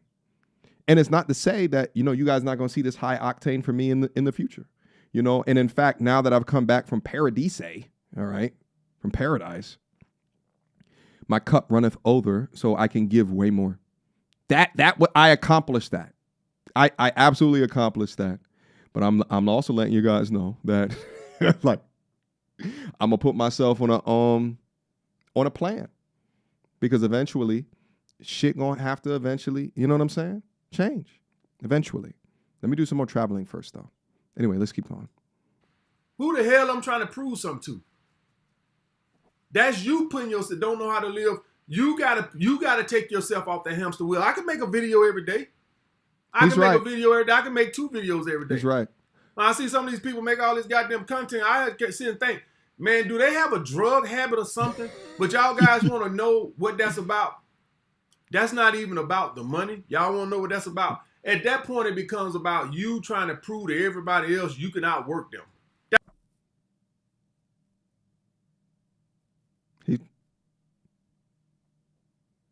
He not lying. He not lying. That's why I so appreciate reviewing this video live. I haven't seen this. That's why I so appreciate viewing this video live, because he's so intelligent. He's so smart. Yep.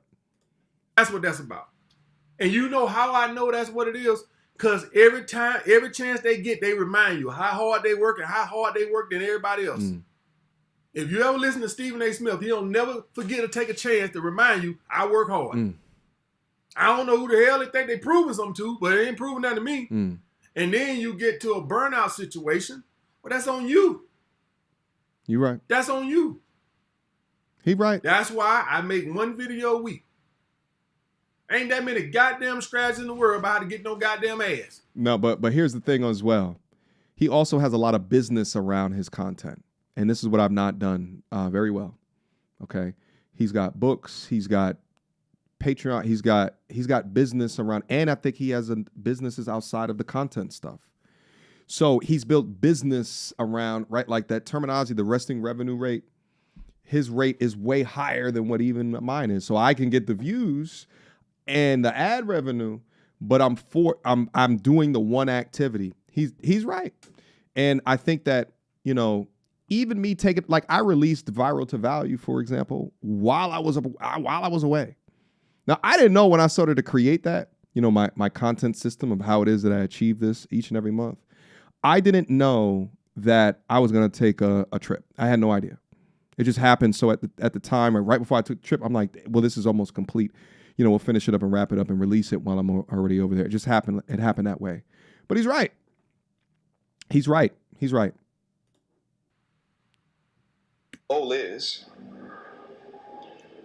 to save and invest as much as what you can so that you can use the money as a tool for something else.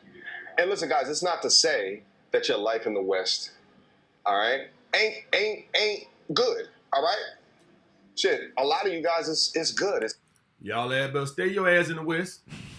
See, MTR makes his money off of YouTube. You gonna try to go down there and do your job down in Taiwan, it ain't gonna work. See, he able to take YouTube money and live in Taiwan and live like a king. Your ass up here, you a plumber, you making 65, 70 grand a year, and you take your ass to Taiwan and become a plumber down there, and now your ass making 8 grand a year. But don't do that. You back in the same situation. But don't do that. Just a shittier country. I'm with him. Don't do that. With a worse infrastructure. That's it. If AMS was saying this back in 1993, before the internet, I would agree with him. But the make money online business is different now. Oh, it's different. And you don't really know until you do it, right? Like, again, when I was in corporate America, all I saw was work 40 years, max out the Roth, max out the 401k, max out the HSA. And then eventually, you know what I'm saying, when you're 65 and when you sit down in the toilet, your balls hit the water, you're going to be good and ready to retire. Right around that time. When let me not say what I'm about to say. Just try to keep it PG, okay? But nevertheless, that was what I knew until I created an online business. And I'm like, wait a minute. So you'll pay me money to talk about your organization or your product and my shit? Huh? It was called a sponsorship. Wait a minute, like I can create a curriculum and put it online and then have people. What? Wait a minute. You gonna give me ad revenue for the achievement of more? It was so many different ways. And then once I start getting into there, I'm like, oh, all of these people that are making money online is actually insane. Even in Atlanta, the people that are actually making crazy money in Atlanta are the make money online crew. Oh, that are making stupid money online. The make money online crew. They keep quiet about it though. Or they might sell a course about it. But you got to be able to invest in order to get knowledge and access to these different things. The financial guru, make money online, people. Oh, but if you figure it out and then you go abroad, arbitrage, baby. Okay? Yeah, but I'm not saying be a plumber in the United States and go be a plumber in goddamn time. I will never tell you guys that. I will never tell you guys that. Same. If you somebody who can make your money off of YouTube and go live in a third world country, then yes, you're gonna live like a king. If you can't transfer your income from America to a second or third world country, and you gotta live off of what those jobs pay there. Taiwan's not second or third world, by the way, guys. What a job pay you in New York City? The teachers in New York City make 120 grand a year, 130 grand a year. Mm-hmm. You ain't getting paid no 120 grand a year in Alabama, honey. You take your ass to Alabama you want to, thinking you finna get paid 120 grand as a teacher. Your ass ain't making no 100 grand as a goddamn police officer in Alabama or Mississippi. You make that in New York City. See, it's all relative, guys. It's all relative. This how you can live in New York City, that's how it all gonna transfer to when you go do that job in Alabama. If you can make New York dollars and go live in Alabama, oh well, obviously that'll work. But everybody's not gonna be able to do that. You're gonna go down there and try to be a welder or a pipe fitter, and you can be like, man, shit, I'm still broke. No. I'm still getting by. My thing is, have your 9 to 5 in the States, but what are you doing from your 5 to 9? Are you beating down the cheeks of these hoes that don't goddamn matter? Are you over consuming video games? Are you over consuming TV or movies? What are you doing? What are you doing? You have your foundation. That's your 9 to 5. I get that you're tired. All right. I get that you come and your hands hurt. You just want to climb in the bed. You just want to go hang out with your friends. I get it. But what are you doing? I created all of this while I was working a full-time corporate job. That's when I created this. Let me repeat. I created this while working a full-time working job post-MBA, 5 to 6 to 7 years, making over $100,000 a year. And what was it I was doing? That's when I decided to create this. That's when I decided to go all in on this. You think I had time to maintain the relationship that's all around? No, I didn't have no goddamn time. You think I had my weekends anymore? You think I had my weeknights anymore? No, because I got hungry and I grinded. And, all these years later, this is what the life is like. This is what the lifestyle is like. ViralToValue.com, by the way. All right, let me put that down up in the... ViralToValue.com. If you guys want to learn how it is, my content system, how it is that I do this, go up there right now. Okay? Anyway, let's keep going. That's because they not finna pay you in Taiwan what you made in America. It's nice, but I will tell you something. Walking around these streets and feeling ease, peace. I'm looking at all of the people smile, baby. Laugh, baby. That's because you can't miss what you never had, guys. Do y'all guys understand? I probably shouldn't use this reference, but I am. A lot of the slaves that were born in America, guys, they had never been free. Mm-hmm. So the hardest slaves to manage were the ones that they bought from Africa, right? The ones that were born here, they walking around smiling. Master love me, but the slaves they bring from over in Africa, they bucking and acting wild because they had experienced freedom. So the point where I'm trying to make, if any of y'all guys have a dog, right, okay, and you let that dog just run around the backyard, fenced in, he just run around all day, and one day you decide, oh man, I'm gonna put my dog on the chain. I've tried that once. And the reason I tried that because my dog kept breaking out of the fence, right? He kept digging holes under the fence. So my neighbors was scared of the dog, so I had to put him on a leash. That motherfucker cried out there for 40 days and 40 nights on that damn chain. 40 days and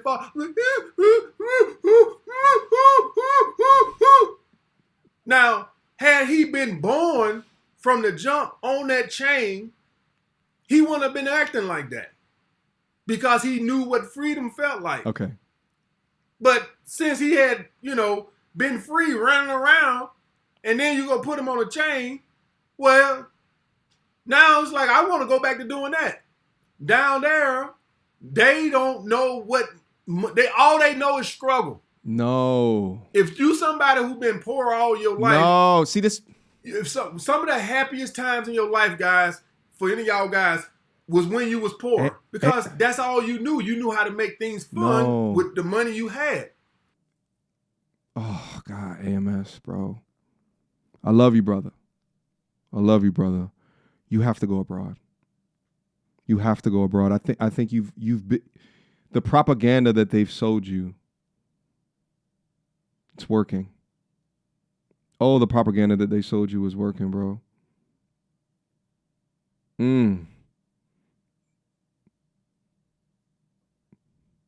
They've told you that everyone wants to come to the States. That's not true. It's absolutely fundamentally not true.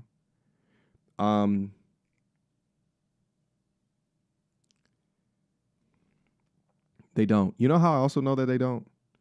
When I'm going out and I'm meeting people that's down up in there, like when I'm meeting nice young ladies, and I start talking, they always ask like, "Where you from? Where you from?" And I say, "Take a guess." You know, like 5% of the times they would get it right. 5% of the times. They would either say France, the UK was the biggest one. Okay. Where else would they say? Sometimes they would say Africa somewhere. Those are the three. 5% of the time they would guess America. Why is that? I came to the conclusion is because they don't study Americans. First of all, there's less Americans that are there because it's so long of a trip. It's 24 hours, give or take. So there's less Americans there. So they have less experience with them. And also they're not studying Americans because they don't give a fuck about America. They don't want to go to America. Like, they don't want to go. They don't want to go. Like, this might be a surprise to a lot of people, but this is what they say. Oh, they just poor and they want to come to America. No, they don't want to come to America. They fine where they at. They don't even want to visit America. They don't even want to visit America. There's like maybe onesie, twosie, and I was like, hey, do you want to visit America? And they were like, yeah, I've always kind of wanted to see this, that, and the third. But most of them don't even want to come to America, bro. They don't. Okay? And the thing is that no, this is Smiles. It seems like he's saying that because they've only encountered poorness, and to them it's average, it's normal. There's a medium income there, and their medium income substantiates life there. It's not a whole bunch of people that are just homeless on the street, like degraded. Oh, they clone themselves like by the churches. Feed me. It's like a zombie apocalypse. It's not like that, bro. That's why AMS, I will pay for your ticket to go somewhere. It's not like that, bro. You fed into the propaganda. It's working. It's working to keep you here. It's working to keep you here. It's beautiful over there, bro. It's beautiful. It's beautiful over there. Go look at Bangkok. It's building. It's cities everywhere. It's cheaper to live in Bangkok than it is in Phuket. Okay, so I don't agree with this point right here of that they've only experienced poorness. So right, and this somehow tied into their Smiles. No, I think it's their pace. I think it's their culture. I think it's that they don't have a gender war. I think it's that they don't have our politics. I think it's that the economy is not doing what it is doing over in the West. Right? It's a lot of, it's their news cycle. They don't have a CNN and a Fox News that's right. Like it's not ride or die for your political party, right? Like it's none of these things. So like the people are just la da da da da da la da da da. Anyone that's down up into the building, please let me know. Am I tripping? Am I completely making this up? Am I completely making this up? And it's just like in the U.S. and because of the pace of the money, right, of what you need to do in order to substantiate life and how much that you need to be able to work with a grind set culture, it leaves a lot of people unhappy. It leaves a lot of people And I get it. And I get it because it takes up like 10 hours of your day, at least Monday through Friday, and some of y'all on the weekends as well. And I get it. And you're tired and you work all of this. Think of like the DoorDash culture, the Uber Eats. These people are grinding. The Uber, right? Like they're grinding. And at the end of it, then they're met with $2,000, $2,500 per month in rent. And because of that, and then they try to go get a 2-hour massage in Atlanta and it's $200. Okay? They're not able to experience this American dream, whatever that was at the time period of what it was. They're not able to experience it. And instead, they're doing what you said, which is grinding with probably not even a bank account, not even $500 of their name. How many people are living paycheck to paycheck right now, but are grinding their asses off? Okay?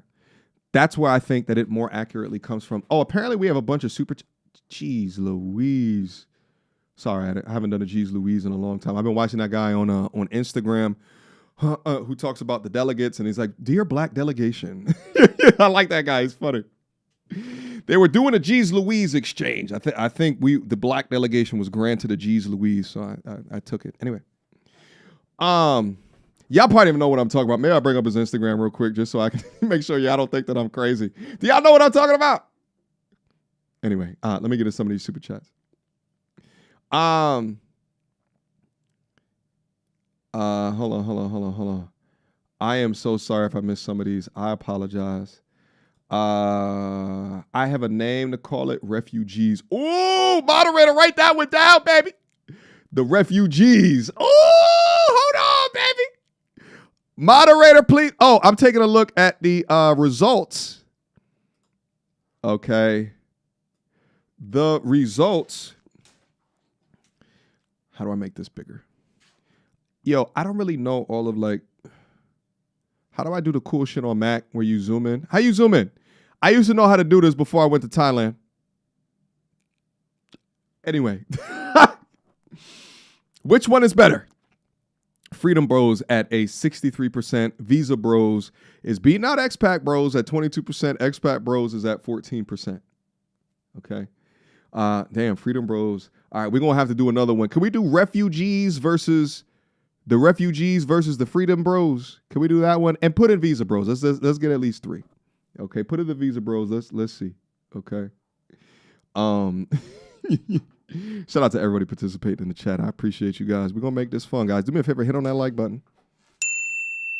Hit on the like button so more people can see this knowledge and information as well as this perspective, okay? Shout out my brother. The refugees is crap. We're gonna have to talk through that one, all right? I am red. I'm red. You know my G, I know you're on your journey right now. I applaud those steps. Question, bro, how do you discern these feelings of moving, not being on a honeymoon phase or tourist glasses? You know, I think that, here's the thing. I expedited my learnings there because I wasn't a tourist. Hear me. I wasn't a tourist down there. I had a gym membership.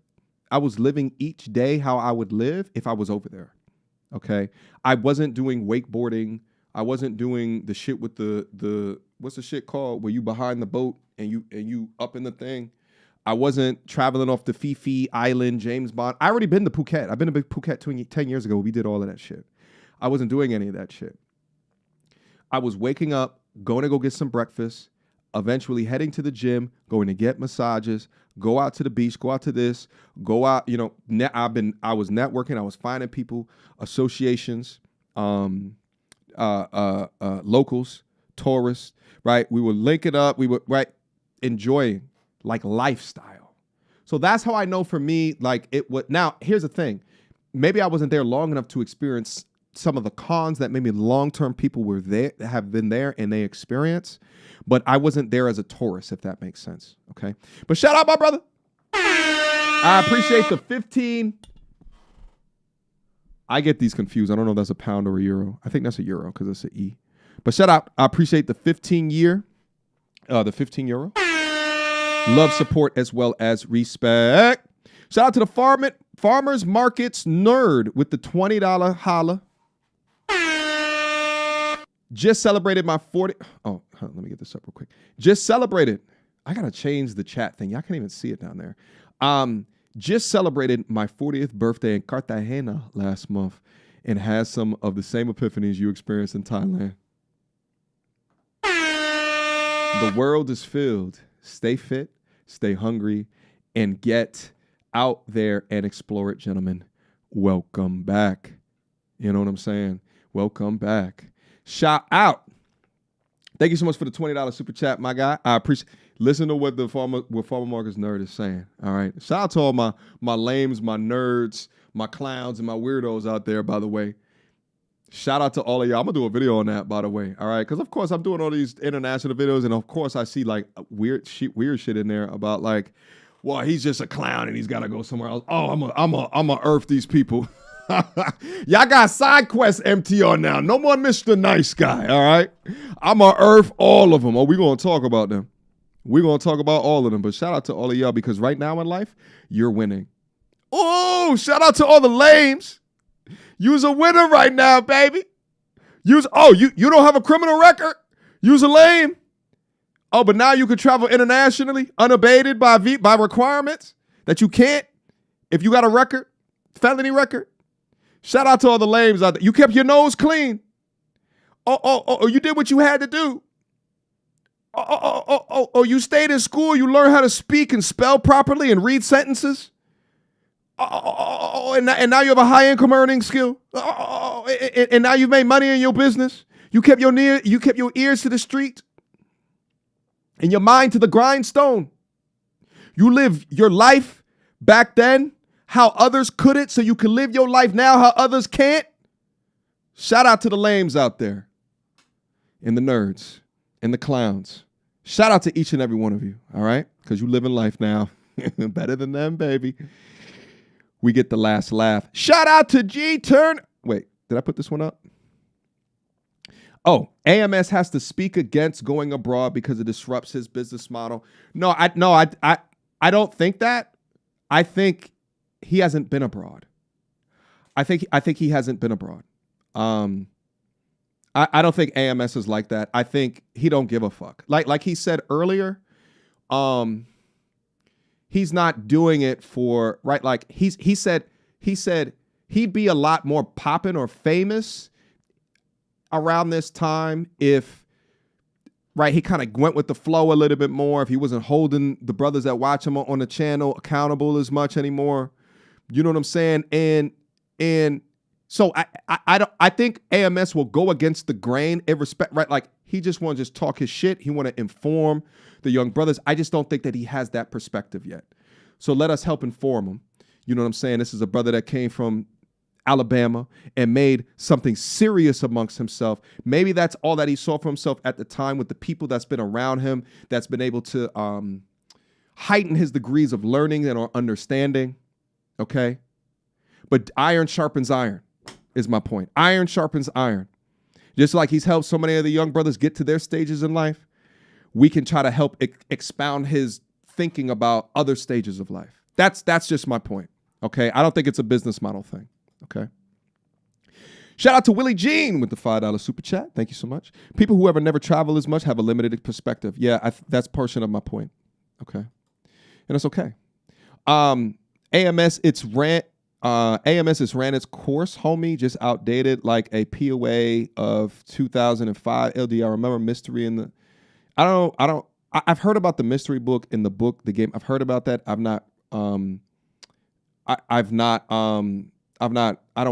haven't looked at it, but I tell you what, AMS is talented enough if he wanted to, he could get up on these streets and kill all of us.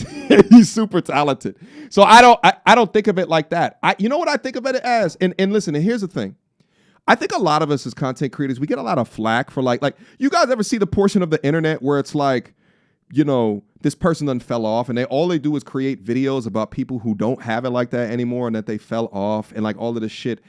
While entertaining, I don't like what's behind that because it's to assume that you're in the same stage of life. Like you're here, people know you as a content creator and you can't evolve past that, right? Like you can't compare any of us just solely based off the content. You have to compare us as human beings because there's some people that hit the content way more often than I do, but they're not in the same shape that I am in. Does that make sense? I dedicate my life and my pursuits to different things that they do because I establish happiness just a little bit different than some of the ways that they establish their purpose or their happiness in life. So you can't compare us just based off of what you just see right here. You can't do that. You have to compare the entire human being. And the thing is that you'll never be able to do that because you don't see a lot of our personal lives. Motherfuckers talking about how much you fell off. Meanwhile, he's over here at soup kitchens every other weekend. But you won't know that. Anyway, I'm trying to get back into the videos, but you guys already know you get me in front of these super chats. And let me see, bro. Bro, the Invisibles. I don't know if that's gonna make the top 3, my G. I don't know if that's gonna make the top 3, but all right. It's been a while since I've caught a live. Welcome back, and glad that you are back. Shout out, my brother. Oh, wait a minute. We got AMS in the building, baby. Shout out my guy. Shout out my brother.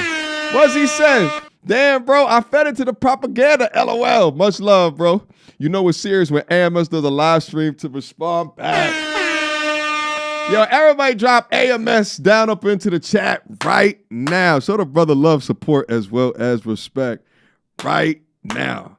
Everybody drop AMS down up into the chat. Let me see y'all light it up with AMS down up in here. Shout out my guy.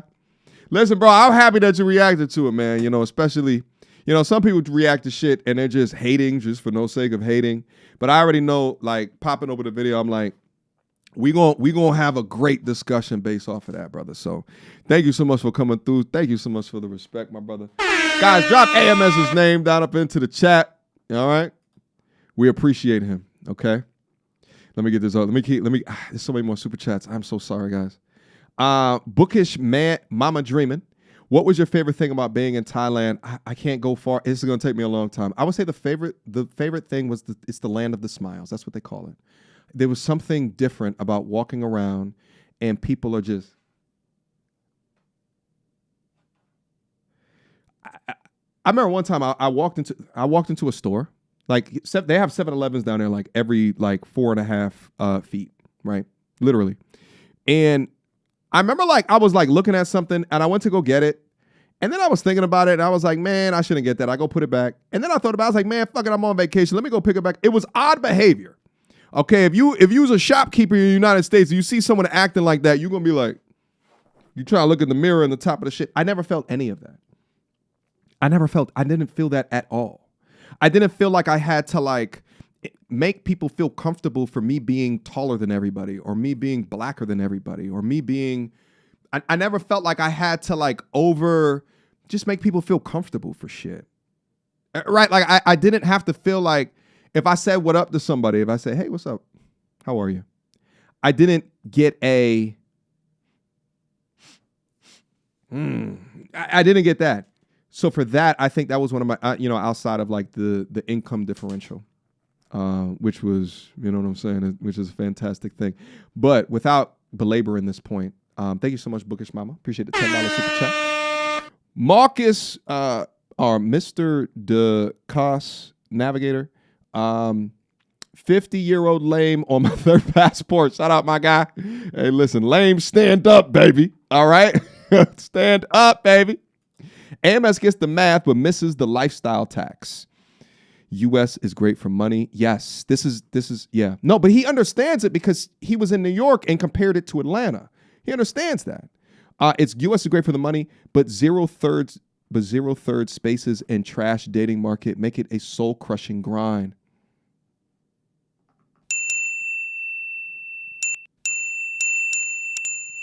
Ding, ding, ding, ding, ding. Shout out to G Turner. Even AMS had to admit that it was bad in the U.S. on a panel with Austin, BMT, and Love Crossing Borders. AMS needs a passport immediately.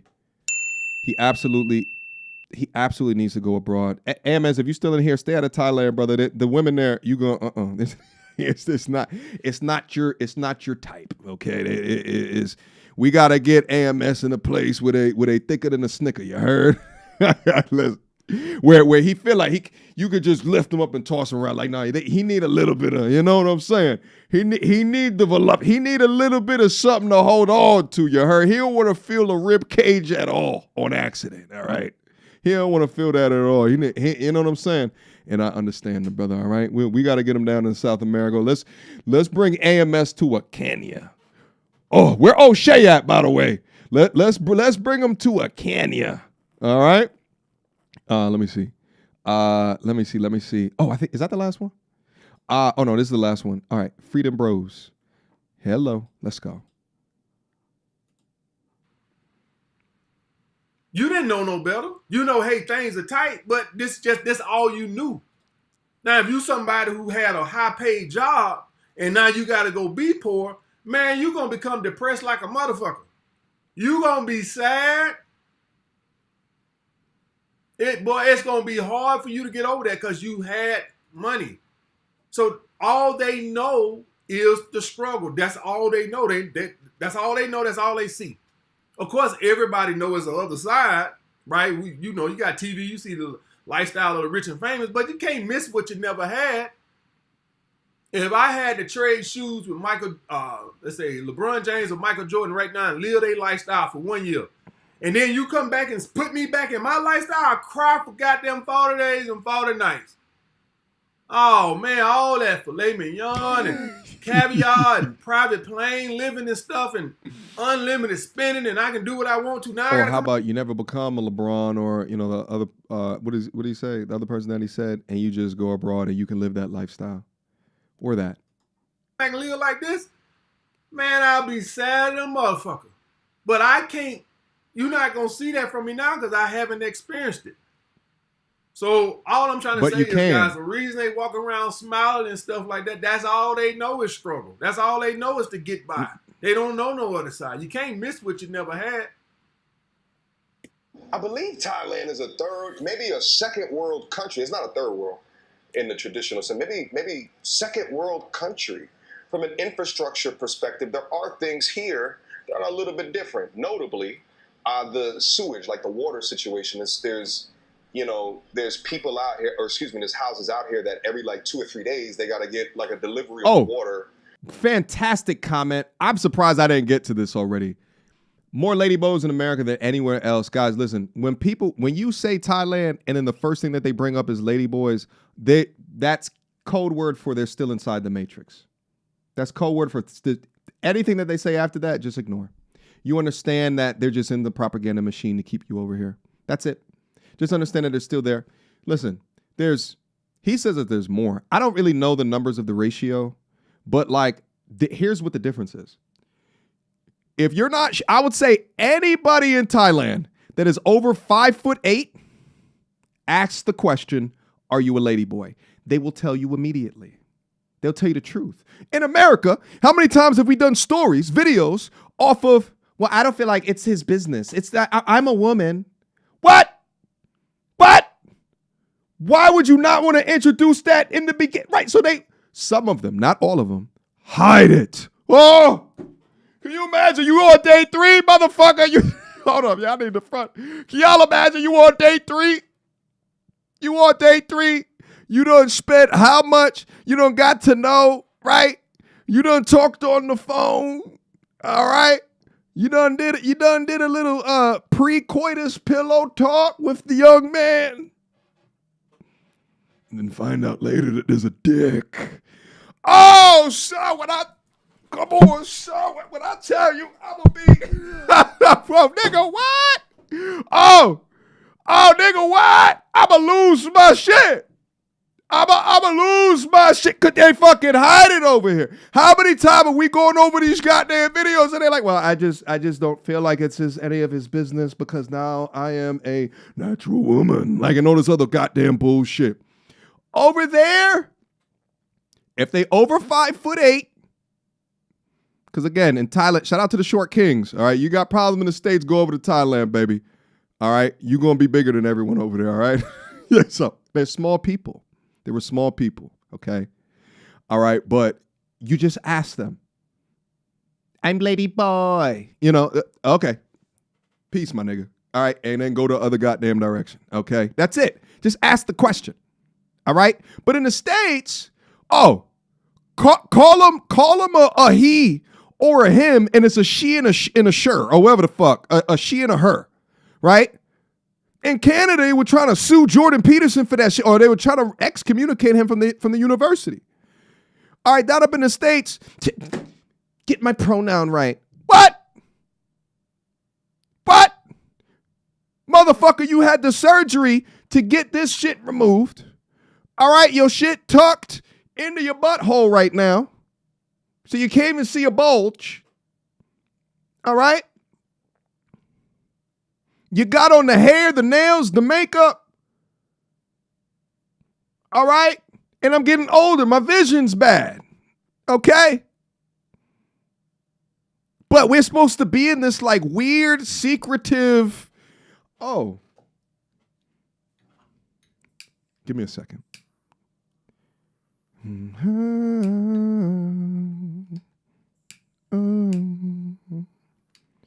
on, it's gotta smell like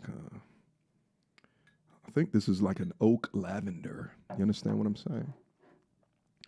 Anyway, we're doing this weird, we're in this weird kind of like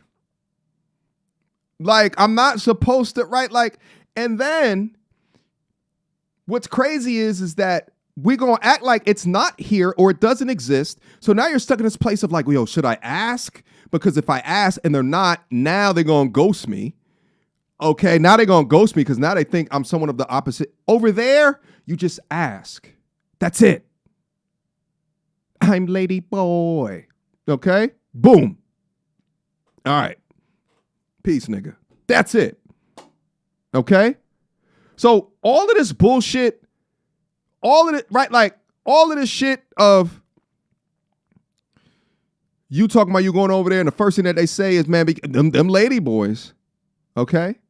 Now I will also say, even in Thailand, it's like an ongoing thing. It's like a joke. It's like an ongoing joke. I've had some of the women that's even down, like the Thai women, and they've been like, you know, you staying on where? On Bangla Street? Hopefully you avoided the lady boys. Even they over there, they joke about it, right? So I'm not saying get upset about it, but if it's like something that they're trying to like disprove of why you should go over there, fuck them. Go. Fuck them. Go. Go over there. Don't let nothing that someone in the Matrix, someone that's filled with propaganda say to deter you from going. I'm telling you, it's not even a thing. I'm Lady Boy. How it is that they say it. I love the Thai people. I don't want to get it misconstrued. Thai people, I love you. I love you. I enjoyed myself thoroughly over there. You have something special over there. Okay. I see some super chats coming through. Let me address it and we're going to get right back up into it. Okay. Lady Boy. I ain't shit. I ain't shit. Never said I was. 'Cause I ain't shit.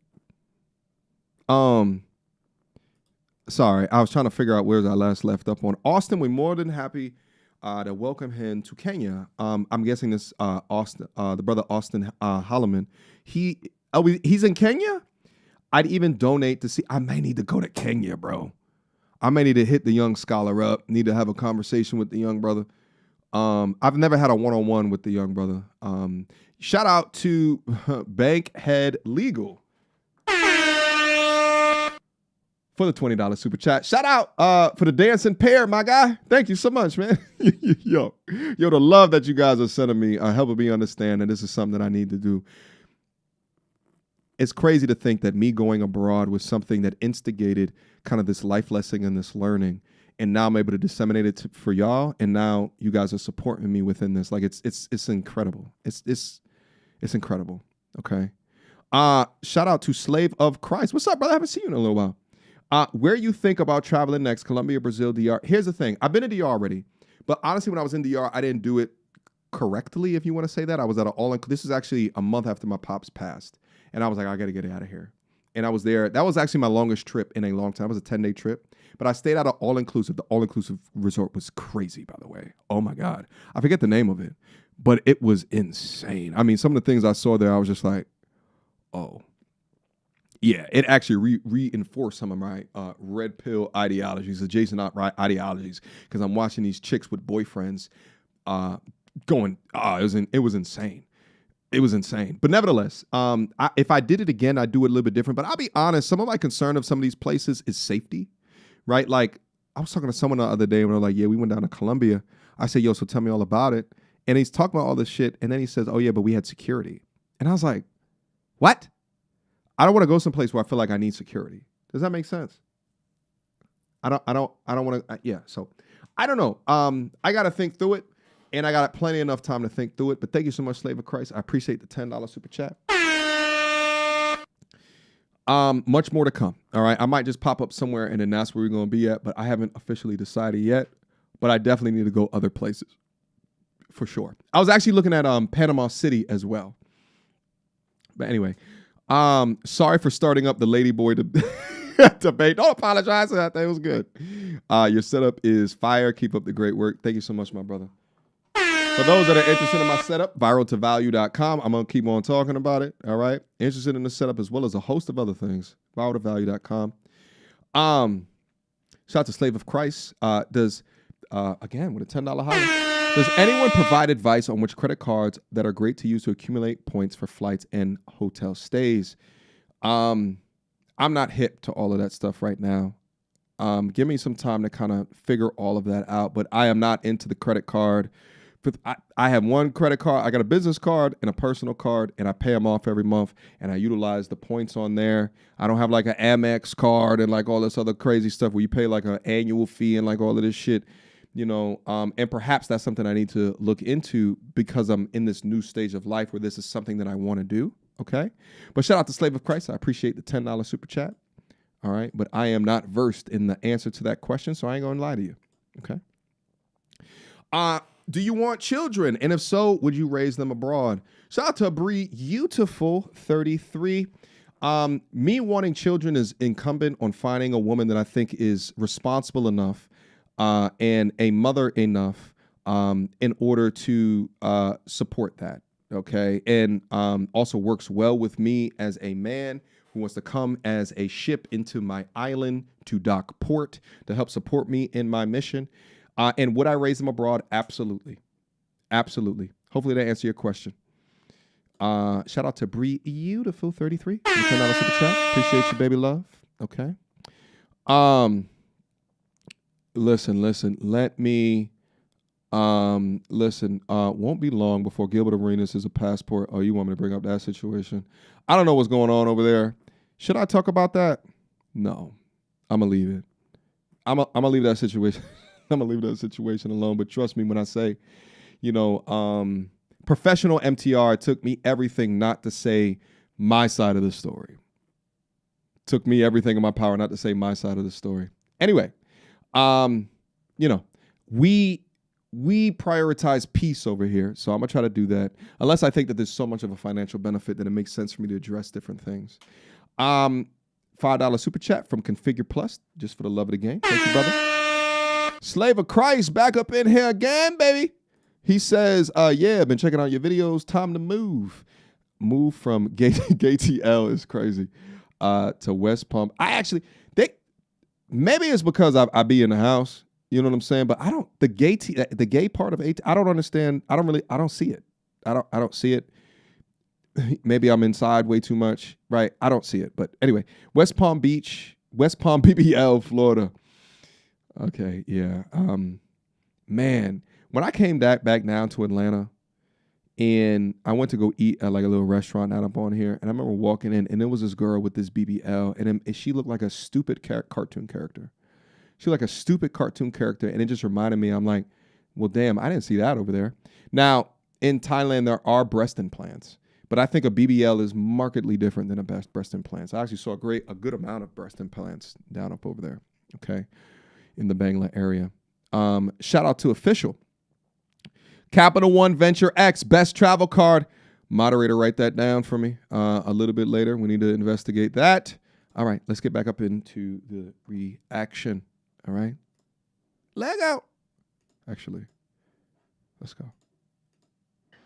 Like in these big water trucks, right? That's some weird shit. In the Western America, we don't know anything about that. Also, there's something weird about flushing toilets, like toilet paper down toilets. Like there's certain like weird things like infrastructure that. shit. Nevertheless, after I've had countless conversations with the locals, mostly women, right? But a lot of the locals, and I actually been thinking about getting them over here. We can do like an interview sitting right next to each other, like having a conversation, so that y'all can learn firsthand kind of what is life now.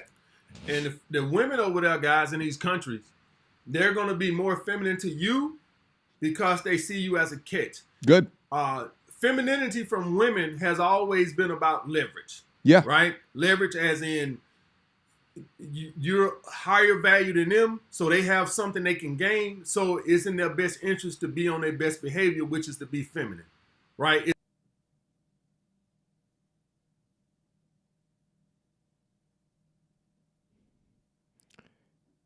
Well, that sounds like a better option. It's always been that way. So, you know, they say, okay, I want to get this catch, so they're going to stay in their feminine until they, got their hooks in you, then they'll change. Once they think... Well, here's the thing. It sounds like a better option, but I think you can never lose frame. You can never lose frame. You can never lose structure. You can never not think that it's not about transaction.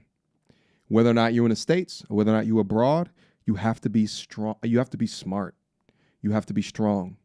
And you have to never bend your will to the bullshit. It's the same anywhere that you go. The biology don't change, baby. It don't change. They got you a little hooked, or they think you like them a little bit, then they start becoming more masculine. But the women down there are not a bit more feminine than the women here. You just have to have more leverage here to get that femininity. True. Y'all guys understand. And how do I know this? Because I watched 90 Day Fiancé. And he's right. The women are it's the same. feminine at the beginning to get the hooks in the guy. And then as soon as they get their hooks into the guy, where he cares about them, like them, then all of a sudden they start becoming bitchy and masculine. They want Superman, and the cost of being Superman in the States is markedly different than the cost of being Superman over there. To turn him into Clark Kent. Once you're Clark Kent, you're controllable. Right? And so I want y'all guys to understand that a lot of femininity is contingent on your leverage. I'm on my best. I'm incentivized to be on my best behavior because I'm trying to get my hooks in you. But I guarantee you, they're not more feminine to the guys that are there that are on the same economic standing as them. Okay. They're going to be feminine to the American guys and treat them like kings because they think everybody in America got a 10,000 square foot home with 3 swimming pools in the backyard with a goddamn maid. Or they just know the difference Especially of the guys that are traveling. The fact that you're traveling there and you're an American, they think, well, you must have some disposable income. You can't be a poor American. And you can't also be a fat, ugly, disgusting American. You cannot be a loser. Right? I actually talked about this. You feel like you're gonna be a piece of shit in America. You're gonna go over there, you're gonna be a piece of shit. You don't think that they can recognize piece of shit? You don't think they're gonna treat you differently than the way that they treat me? You bugging. You out your mind. If you're traveling here. So everybody there is going to treat you of importance because not only is you American, which is an advantage there, right? Because they know about the capitalism that's here. But then on top of that, you're traveling, which shows a level of disposable income, which is going to be more incentive for them to treat you better. Listen, it's the same analogy that he was using earlier. He utilized LeBron James and some other famous person. Okay. Even if the income difference is like that, they still have to be smart.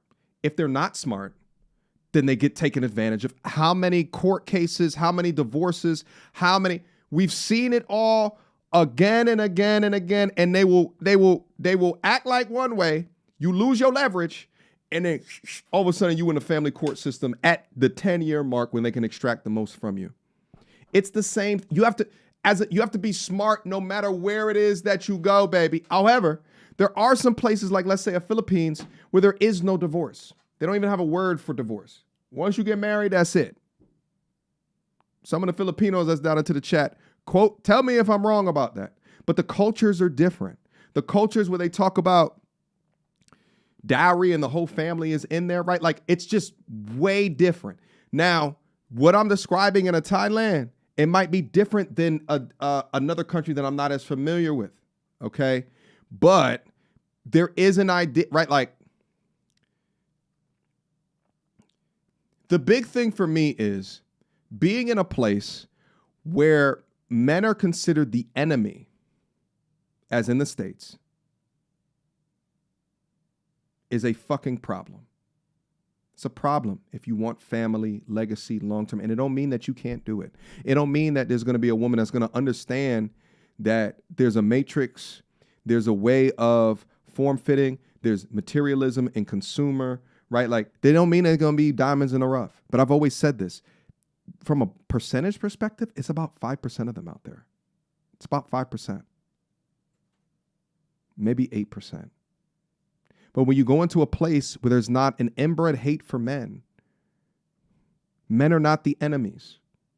Men are the providers, and they get a valuable result from the lady because they're doing all of this, not like they're entitled to it. Not like it's just expected for simply being a woman and simply just existing. When you get out of that and you see it somewhere else, where they're not at consternation of the man, and you walk around and people are just smiling, it's different, bro. It's different, bro. So you're not going to get their true behavior because they're incentivized to treat you better. You're not going to get their true behavior until you bring them here, right? Don't bring them here, and now that you're legally obligated to take care of them. Then you're going to get their true behavior. And if any of y'all guys watch 90 Day Fiance, y'all see how batshit crazy the women become once the guys bring them to America, and now they know they got you on a hook to take care of them financially. Don't bring them to America. Don't bring that. That escapes the purpose of the lifestyle. When they was in their country, some of them, they treat you a lot better. Once you get them back here, now they know they got you by the balls. I think AMS is still thinking about it like places abroad is like so much worse. They got faster Wi-Fi in a lot of these places than even America. Okay? The infrastructures are built. It just depends where it is that you're going. But again, he's got to get outside the country so he can see it. Down here. But as I look out and I see people that earn modestly are hard. And you see that here, guys, pre-marriage, right? When y'all guys are courting a woman, dating a woman, opposed to when you get married to her, give her a commitment, you ain't even got to get married to her. Give her a commitment, you see the woman change a little bit. She'll be feminine on your first, 6 months or whatever. That what made you give her the commitment. And then once she sees that now, okay, you on her only source of sex, then it changes. The power dynamic changes. And she starts to act different. Unless you regain that leverage by showing her you'll walk away. Because you can regain that leverage when you show her you'll walk away. Not when you're married, but in just a committed relationship. Here's the thing. Basically, here's the thing that I think that I lack from a context perspective is because I was only over for 6 weeks. And I wasn't like, I've not encountered a serious relationship over it. So I haven't really seen it that deep. Okay. So because I haven't really seen it that deep, I could speak to it in the States, but over there, I can't really speak to, right? Like I haven't encountered enough for that long period of time. I haven't met their families, right? Like I haven't been there enough for as long in order to understand how they operate in the long term and how much that lack of like this feminism that exists over there, how that translates into the way that they behave towards you in the long term. I don't know. So I can't really speak to it. So I'm not going to act like I understand that component because I haven't been there enough or as long to compare and contrast. What I'm saying, guys, Femininity is all tied to leverage. Without that leverage, you don't get femininity. Plain and simple.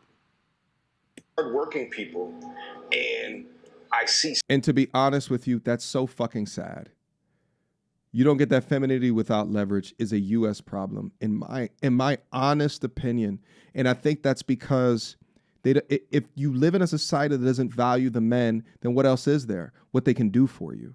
That's how you become an ATM. Perhaps there's other places that still value you. That's my point. Smiles, I see happiness, and it's a large portion of that is these people are just living life. They're not in the rat race. They're not on the hamster wheel. They're taking care of their families. They're earning. Bingo. They're not in the rat race. Mm-hmm. Bingo. Mm-hmm. And basically, guys, y'all guys heard of the Miami effect? Well, New York got something like that too. And basically what I'm saying, guys, is when you stay somewhere where it's a lid on top of you, you just accept the situation at hand.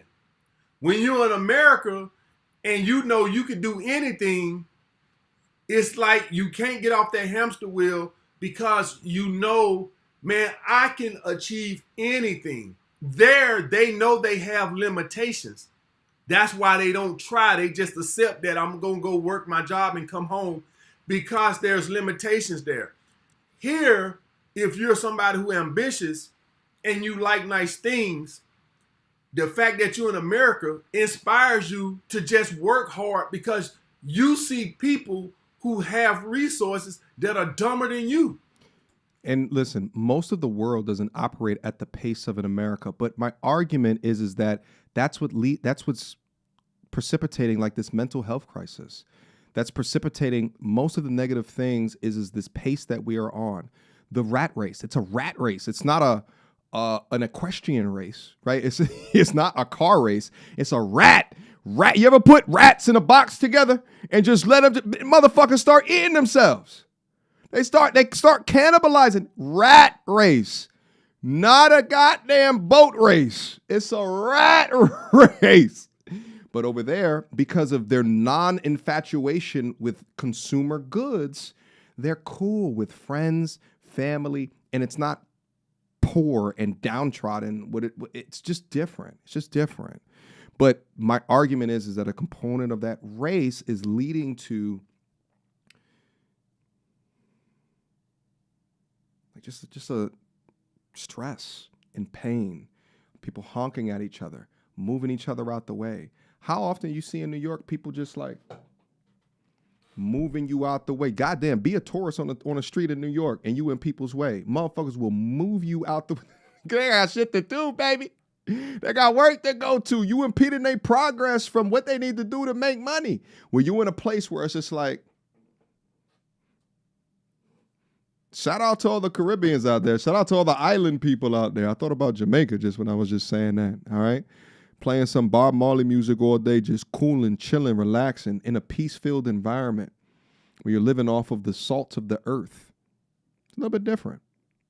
How can that not inspire you? Listen, inspire you. Look at Floyd Mayweather. Mm-hmm. They say he could barely read.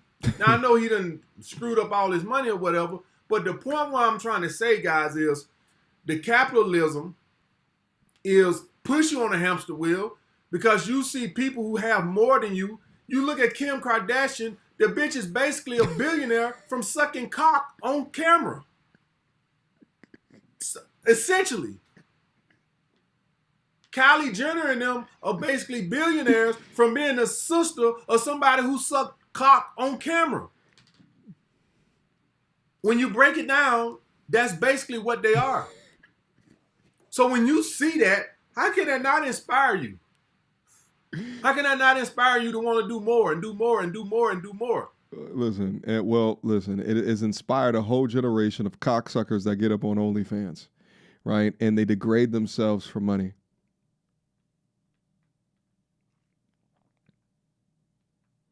Now, here's not to say that, you know, that a place like Thailand doesn't have people that are in the oldest profession known to mankind. right? They still do that. That still exists pretty much everywhere in the natural free world, okay? But the fact that a Kim Kardashian story inspires a generation of hoe, the fact that all of the rappers and shit predicate their content off of hoe, that's the rat race. That's the rat race. So that's what he's talking about. I don't know if that's a good thing. A lot of people have that lid on their top here in America. Mm-hmm. Here in America, they have a lid. They don't believe. I used to have it. I used to think all I could ever be was a 9-to-5 employee. And it finally came off my head, and I realized, man, I can do anything I want to if I work hard enough to achieve it. So that's what he's talking about. I don't know if it's necessarily a good thing. Okay. Modestly, they're doing what they need to do, right? And then they're just enjoying it. The amount of people that I've seen just walking around, smiling. I walk into different establishments. Everyone is super damn nice, smiling. There's a thing that they do down here, like when you want to say like thank you, they go like this, right? They say something, I think it's like Sarika or like some shit like that. I keep hearing it, but I don't really know what it is that they're saying. But like they do this thing, and I find myself, like I was thinking about it early today, between the time that I woke up and I went to go get that. You know, MTR like the guy who got some money, and then girls start treating him different, and then he think like, man, women are so nice. No, they treat you like that because they know you got some money. They look at him as a rich American. No. So there's like a little respect going on there, you know. It's like if you go to these third world countries, you're an American and you're traveling, it's like, oh wow, that's a rich American, you know. And so they just kind of treat you with that indifference. Like it's like a little ass. This is why I want AMS to travel. I want AMS to travel. And here's the thing. Maybe I'll do a poll that up in here. Do you guys think that it's because I'm Black American in Thailand? And, you know, before I even open up my mouth, that's the reason why they're acting like that? Or do y'all think that, no, maybe they're just a little bit happier. They're a little bit more chill.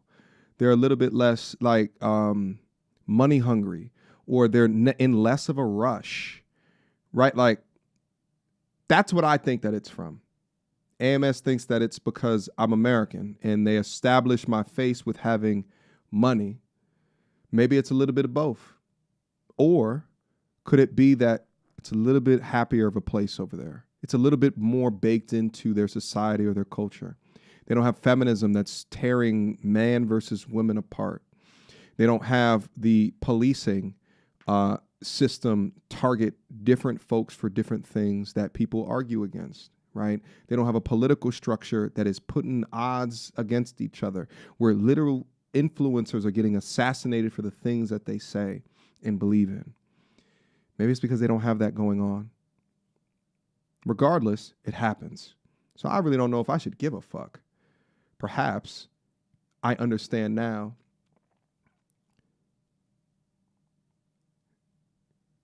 that life will end eventually.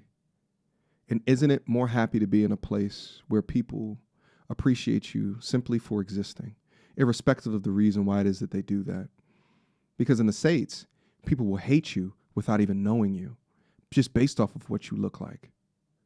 Pick your poison or pick your cure. Kissing.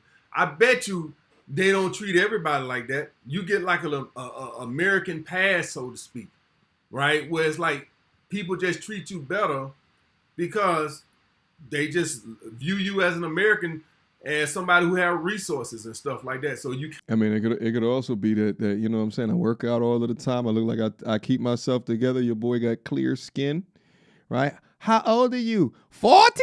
You about 41? What? My birthday in a month. You know what I'm saying? 41? That's how they say it. Maybe it's that. Maybe it's because, you know, my hairline is still doing what it needs to do at 41. All right, do I need a trip to Turkey yet, baby? Because it's going to come when that thing start there. You know what I mean? I look at that photos of me back in the day. I'm starting to get like my hairline used to go straight up in the air. You heard, like right there. Now that shit is starting to angle a little bit back. All right, but I'm still good back here. They're going to pull from back here and, you know what I'm saying?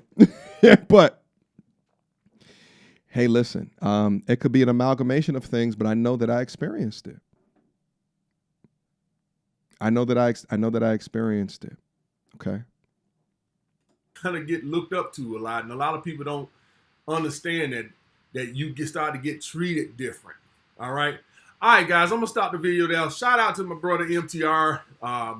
In my opinion, I would rank him as the best content creator in the manosphere. Oh shit! But just some slight disagreement. I wouldn't even know if you call them disagreements. Yeah, right. Just some a different way of looking at it. I wouldn't really say it's like illegal to disagree with MTR, right? He's such a good dude, right? But he reacted to a lot of my videos. I think I owed him one. Yeah, right?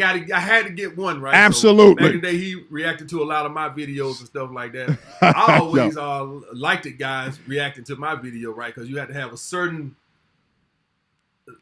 importance for somebody to want to react to your videos and stuff like that, right? But shout out to the MTR, man.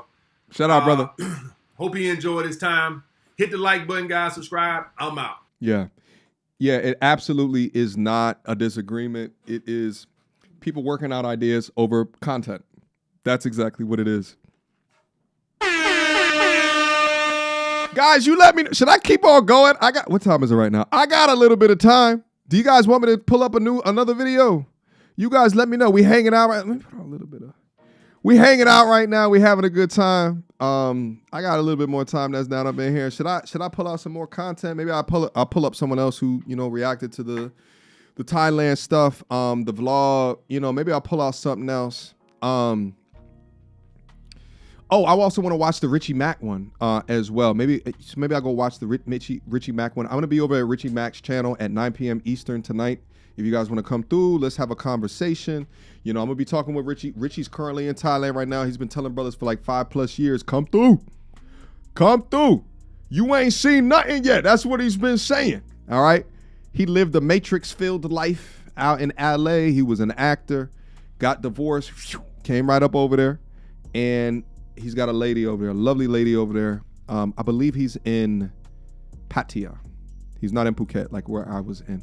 Nevertheless, I can go. I'm gonna go over there later tonight, and we're gonna have that fantastic conversation. Let me play that video. Let me go through some of the super chats, and then I'm gonna keep going. Bump it. I feel you guys are giving me energy here today. You guys are giving me love here today. I can absolutely continue on going through it. Okay. Damn, y'all lighting me up. One more again. Okay. I think this is the last one. $2 from Leonard. Shout out my brother. Okay. Let me keep going. Oh, shout out to Nate in your state, baby. With a $50 super chat. Thank you so much for the 50 ball. You guys have been extremely generous throughout this stream, and I appreciate it. I'm listening to the playback, and it's refreshing to hear you talk about this. Okay.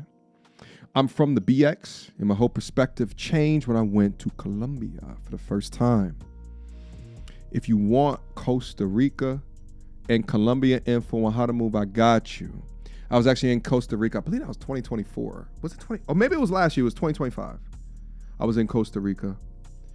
And we were a little bit west of, what is it called? Like Himon? Like what's the capital? We were a little west over there at my boy's bachelor party. Had a good time. But thank you so much, Nate in your state, for the $50 super chat. I think a lot of the folks that have gone and you lived someplace and then you went somewhere else and now you're living a happier existence somewhere else. I think you guys really appreciate the way that I was able to summarize. Let me get on the screen while I talk. I think you guys really appreciate the way that I was able to summarize some of the thoughts, and you see, kind of like allyship to the things that I was saying. Like it's almost like you spoke it. You see what I'm saying? So listen, I have a gift for being able to like summarize things around me. So I just appreciate the generosity and the love, and it's gonna go back up into the things that I have later in order to try to continue on expounding on what I'm learning. There's so many dudes that's out there that think to themselves, shit, it's over. I talked about this in a video. The self-deletion rate, if you get divorced at 40 plus, is 10x. I wish that they would see this content before they do anything to harm themselves. We're saving lives. And I really believe that. We're saving lives. So thank you so much, Nate, in your state. Throw it up there one more time. Thank you so much for the 50 ball. I appreciate the love. All right. Level up your CC game from this channel, Mark Reese. Okay. Credit card, I think it's CC. Shout out, brother. Let me see. My brother Bankhead Legal. Oh, came back through again, baby. Need to turn the heat down in the kitchen. You cooking too hard today. Shout out, brother. 20 years out of law school and still paying loans. Get the out of here. We got bamboozled. Listen, how many have degrees not doing what it is that their degree promised them that they get a job in? Oh, but the majority of the funding comes from the federal government? Curious. Curious how that happens. And there's interest rates on that. They give you loans before you really decide what it is that you want to do in life. See, if they really gave a fuck, they would incentivize perhaps more money based on where jobs are going. But they're going to give out funding with the same interest rates on loans to degrees that are art history as they do with AI? What? Anyway, 20 years out of law school and still paying loans. Get the F out of here. We got bamboozled, lied to, schooled, pimped into debt. Don't do it. Reconsider. Read some literature on the subject. You sure? Fuck it. Shout out, my brother. Appreciate the $15 super chat. Instinctual messages, baby. Welcome home, brother. What up, baby? I ain't see you in a minute. Always appreciate your work. You're doing God's work. Hoping my investments perform and trust. I'm heading east. I'll see you over there. Full-time single father. Shout out to all the single fathers out there. I see you.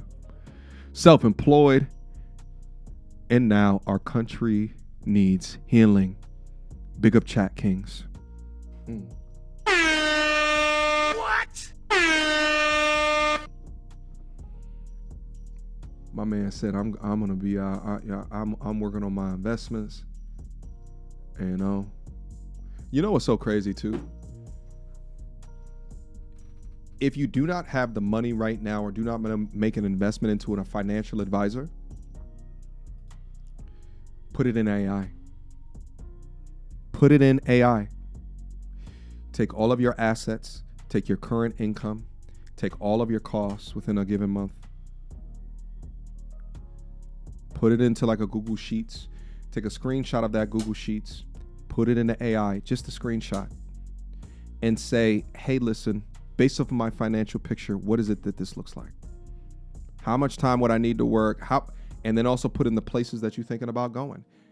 It's gonna know based on your financial picture. It's gonna know based off what you think is financially independent, your exit strategy, and compare that to the place that you're thinking about. Put it in there. See what happens. See what happens. I'm not talking instinctual messages, by the way. I'm just talking to everybody. Okay, put it in there. See what it looks like. You never know. You might surprise yourself. You might be further along on your goal when the goal is not being tied down to a big ass, too big for you house in the States, tied down to a car that was too much car for you, paying car note that you know damn well you should not paid for. When you had the discipline, when you started making a little bit more money, your expenses didn't go up. I know a young lady started making, 6 figures, doing a little business.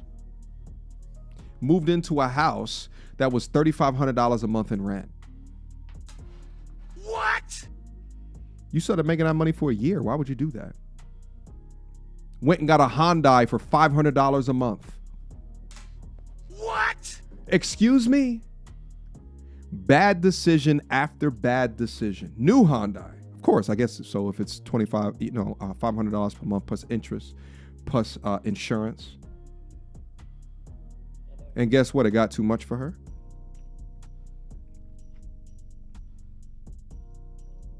And was underwater.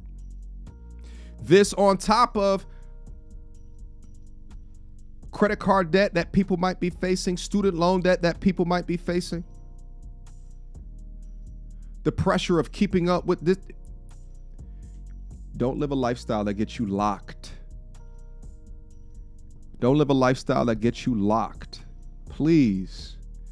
Let me keep going. 20 from Jay. AJ, my apologies. Why is this so big? Why is this chat so big? Hold on. Okay. It's a little bit more respectable. Okay.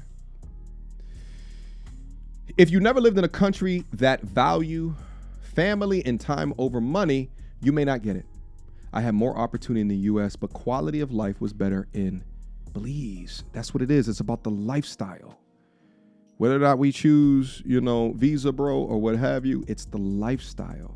That's what be my focus, life.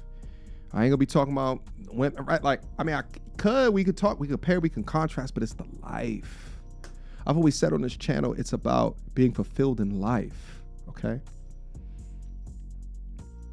Let me keep reading. But quality of life was better in Belize. Work to sleep, to work more in the US, that is not life. It is absolutely not life. It is absolutely not living. And the thought that you're gonna do that once you turn 65, all right.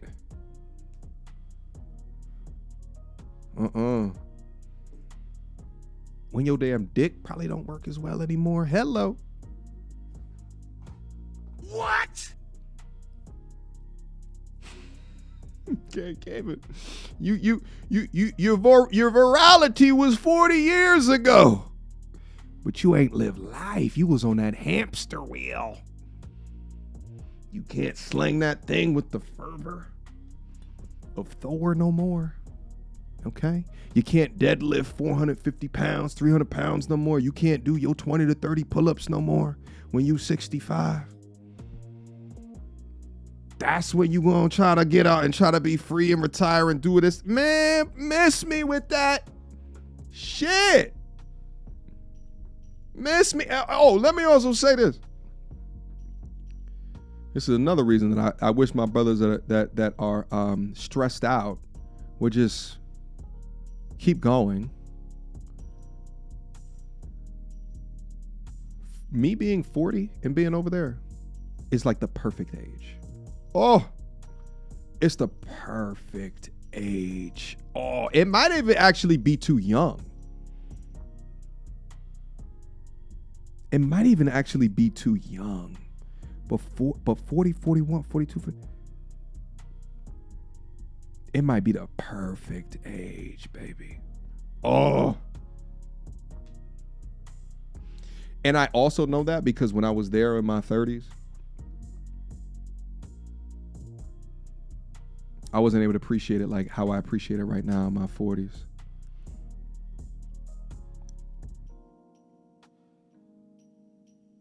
And in fact, I feel more appreciated by the people that I would see down up in there than what I did in my 30s. All right, they can see the salt pepper up here. You know what I'm saying? They know there's wisdom, tenure, and the AMS's point leverage behind that. Hello. Yeah. I'm 38. I still got time. You have an incredible amount of time. Don't y'all think that y'all old, y'all washed up. Come on, talk about it. 40 is this is what I'm talking about. I'm surprised I didn't hit on this earlier. Over here, you getting up there. You know what I'm saying? You getting up, but over there, you just set the clock back 15 years.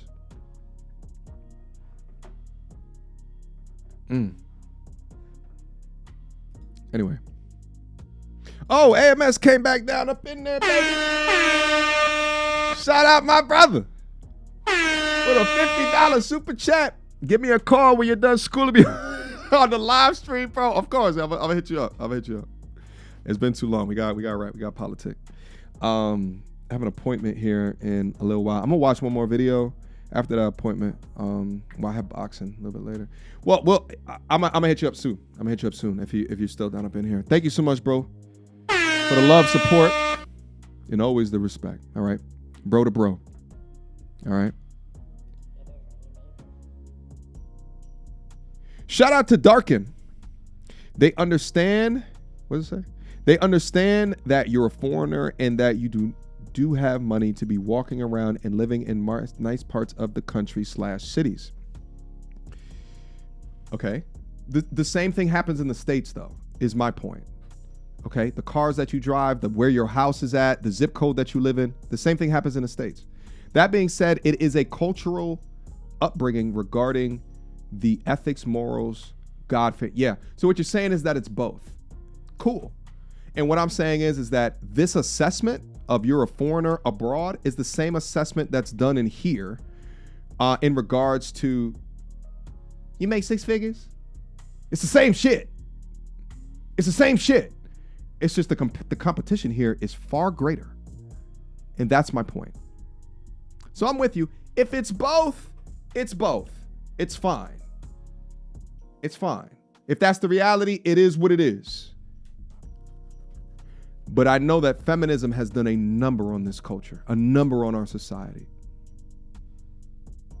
And the ensuing gender war is something I ain't gonna stop anytime soon. So.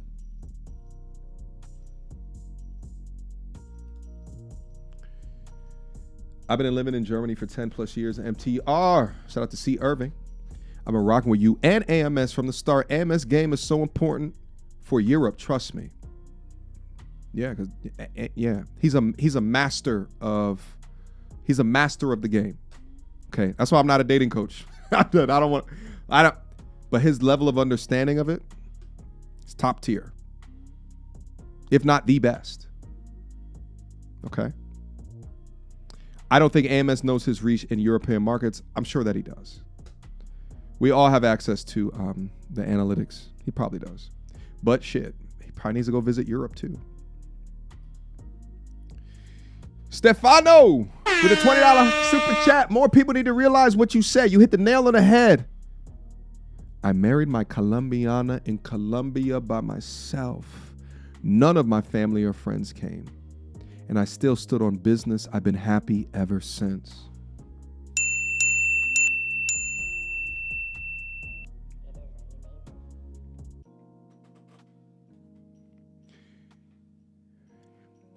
Leverage is leverage. Transaction is transaction.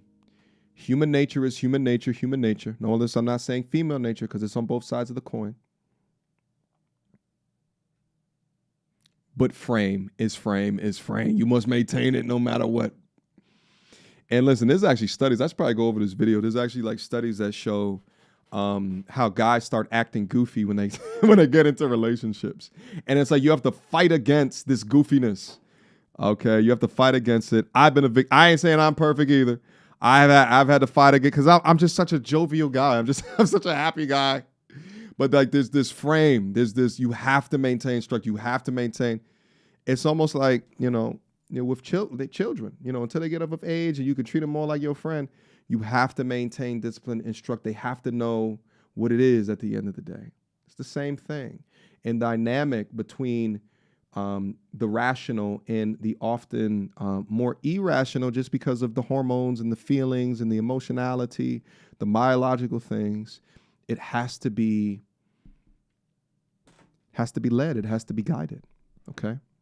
All right, guys. I think I'm gonna get into. Let me bring this up on the screen. Let's see what our good old brother. What our good old brother. Oh wait, this is the wrong video. Let's see what our good old brother. This is the wrong video. Hold on. Let me go to Richie's channel. And let me take a look. All right. And let me come over here and let me. Yo, what up? What up? I was getting ready to go out and. Wait a minute, Richie. Is this music gonna get me demonetized? To this beautiful world. Hold up. I don't know if I can play this video because of the music. Let me not do this because of the music. Hold on, give me a second. Oh, he actually just uploaded another one. Oh, I gotta see that one. Let's just see. Is the music? Listen, I'm on week Oh, he did one of the last one that I did. Okay, let's see if there's any music in it. 5 after extending my. Damn, there's music in it. Richie, do you have like one of them copyright things? I can't do it because of the music. I don't want this to get. I don't want this thing to get popped. Let me see who else has. Let's see who else has taken a look at the content, my vlog content. Oh, did O'Shea? Oh. Oh, yeah. Oh, yeah. Okay. Oh, yeah.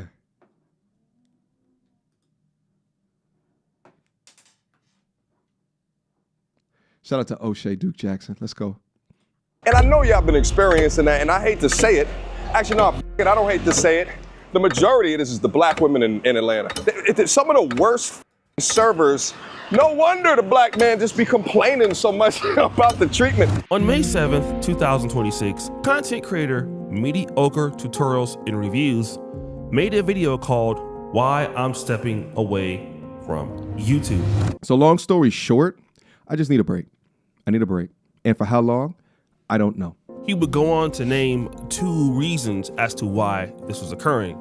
The first is he's been cancer-free for 5 years and wanted to take some time off to celebrate that. Damn. Look at these videos. About crazy. Been cancer-free for 5 years and wanted to take some time off to celebrate that. And then also, he's never really healed from his father passing in June 2023. Thirdly, being a content creator posting every day is a burnout and he wanted to refresh, but he didn't tell people where he was going. Then, we saw this post that said, "Needed this more than I knew. Rest, reset, get back to yourself. The mission isn't going anywhere." He's right, you know.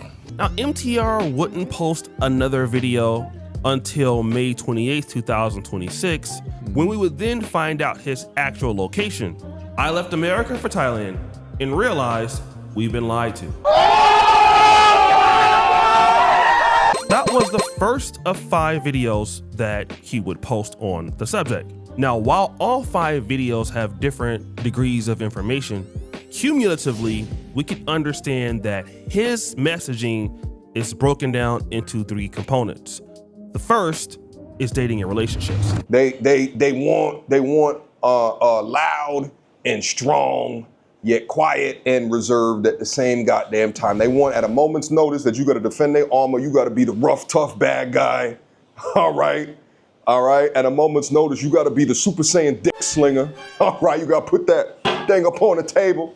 You know, which, you know, from my experience, it's not too bad of expectations. But, you know, that corporate Tupac blows my mind. But as a man who is charismatic, you understand that there's a certain game that you have to play. Yeah. In respect, like, how many of the dudes that are successful in the dating game but like low key are addicted to video games, right?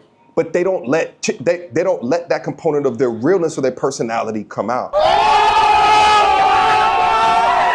Now, it's important to understand that MTR has a much broader audience than me.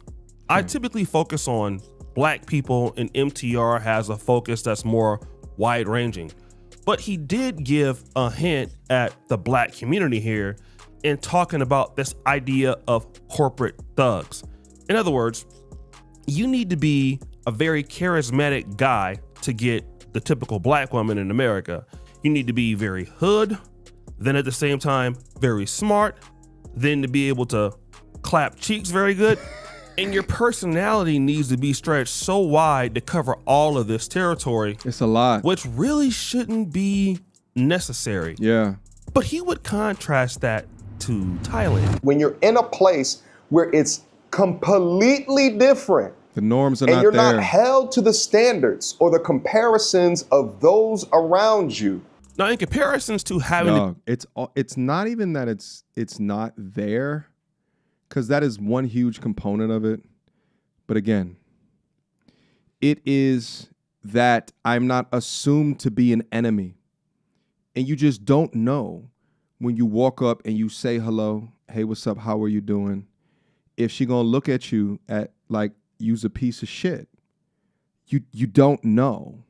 So it causes a lot of dudes to be insular, to not say hello, to not engage, because for fear of that it may go in odd direction, or there might be a bad result, right? I talked about the story of me bigging up the girls over here in Atlanta, saying cheers. They're raising their cups up in the air, and a chick hits me with, "Oh, you gonna buy our drinks?" I'm just cheersing you. Okay? "Oh, you can't afford it?" And she wasn't joking. I said, "If you only know what I can afford." "Oh, what do you do?" She's screaming us across the goddamn, and I'm just like, what is this? What is this shit? Why is there not a respect here, even just based off of this that we're looking up on the screen right now? You share the same melanin.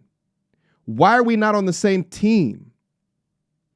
I've also talked about having conversations with young ladies that seemingly have great relationships with their fathers. Talk about their fathers like it's the world. But somehow, when it comes to their peers, the peer that is a man is the enemy. Why is there a cross to bear? Why is it? It baffles me that you are considered the enemy at first glance. It baffles me. But I understand because of the conscription of the content that so many of us just sit down and look at. By the way, shout out to Osei. This is a beautiful video so far. Shout out to his editing team. He's just taking this to heights. O'Shea a couple of years ago versus O'Shea now, and it just goes to show, if you keep your mind constantly excelling and working on your craft, I mean, this is amazing content right here. The editing that he's put together and the respect that he's given, to my story, my cancer story, and as well as my father, within that content. Absolutely beautiful. Thank you, brother. Thank you. If you ever watch this. Be the corporate thug for a lot of women, especially in the Black community. These norms don't really matter in places like Thailand.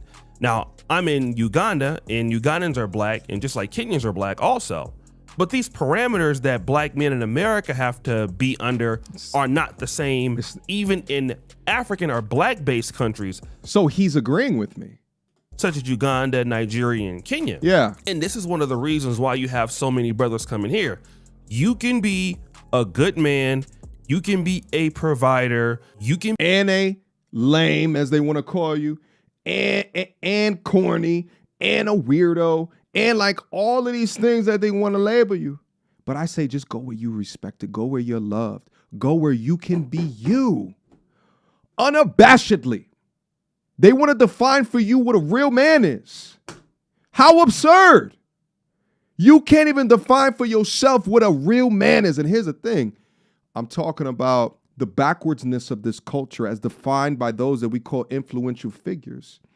But also, there's something to be said of you as a man not being strong enough within yourself to persevere, to push through that as well.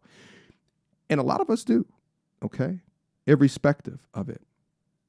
But many of us fall victim to it. We are lemmings within the same culture and society as well.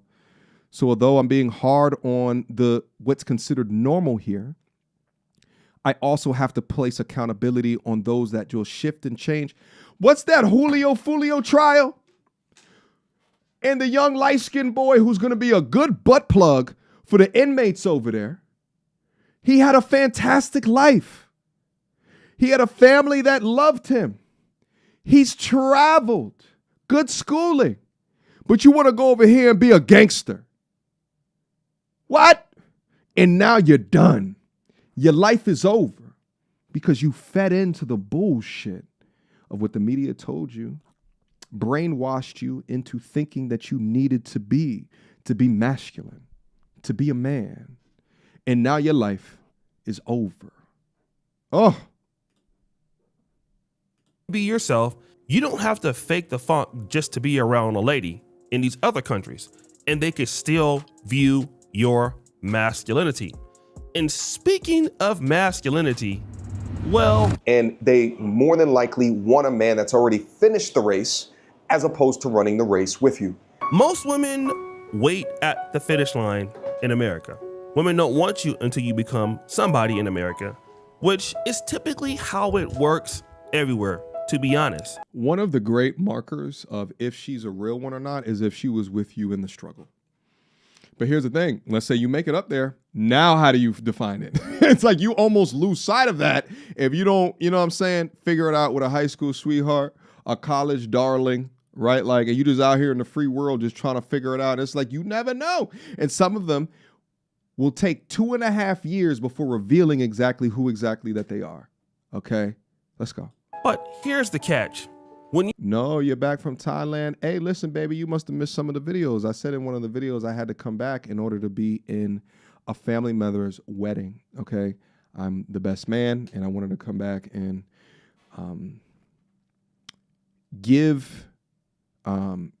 be there, be present for my family, okay?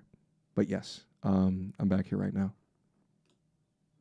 You're a man in America, and you're trying to build yourself to obtain the kind of woman that you want physically. At the same time, this woman is dealing with a man that she's attracted to who can't do anything for you. And then what often happens is the guy who becomes the producer has the advantage over the woman who's just sitting there waiting at the finish line. And then if you don't deal with this woman because you no longer want her or she has kids, somehow, some way, you don't like black women, yeah, they you don't shame like you. American women, and you're just exercising your options. The issue is so many women have underestimated men that they never thought that these guys would become something. Yeah. So once these guys become something, they don't want you like you want them because you were not invested into their future. Yeah, and then you start talking about going to a place like Thailand, and then all of a sudden it's, oh, there's lady boys over there.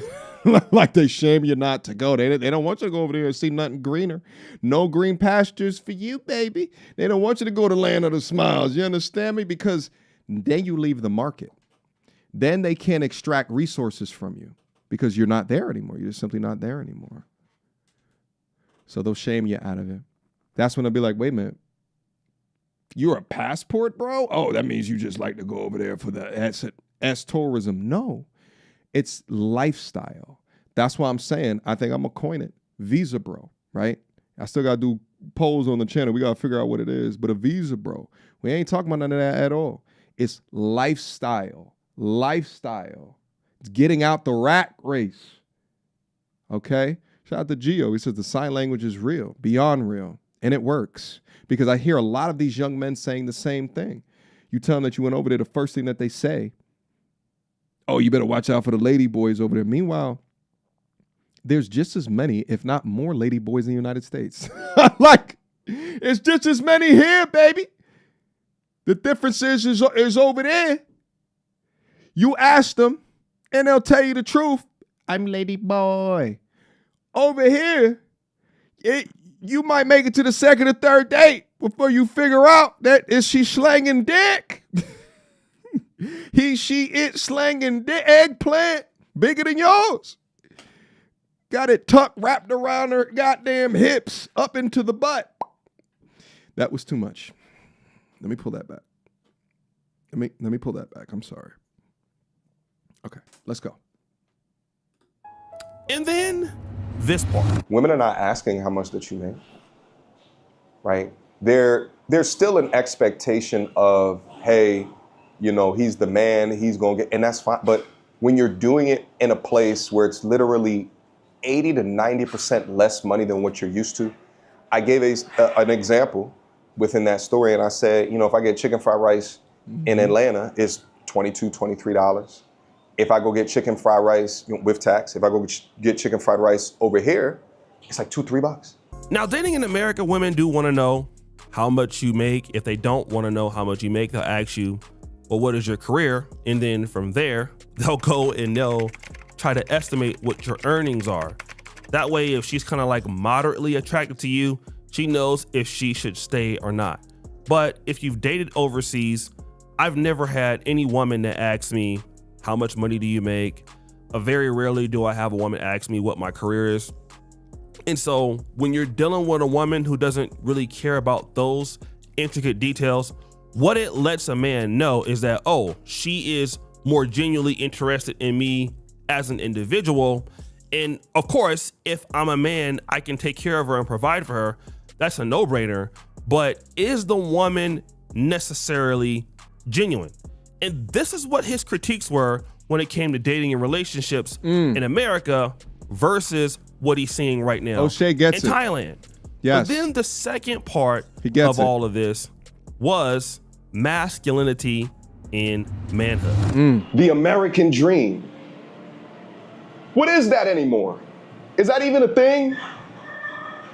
What's the American dream in 2026? What does that look like?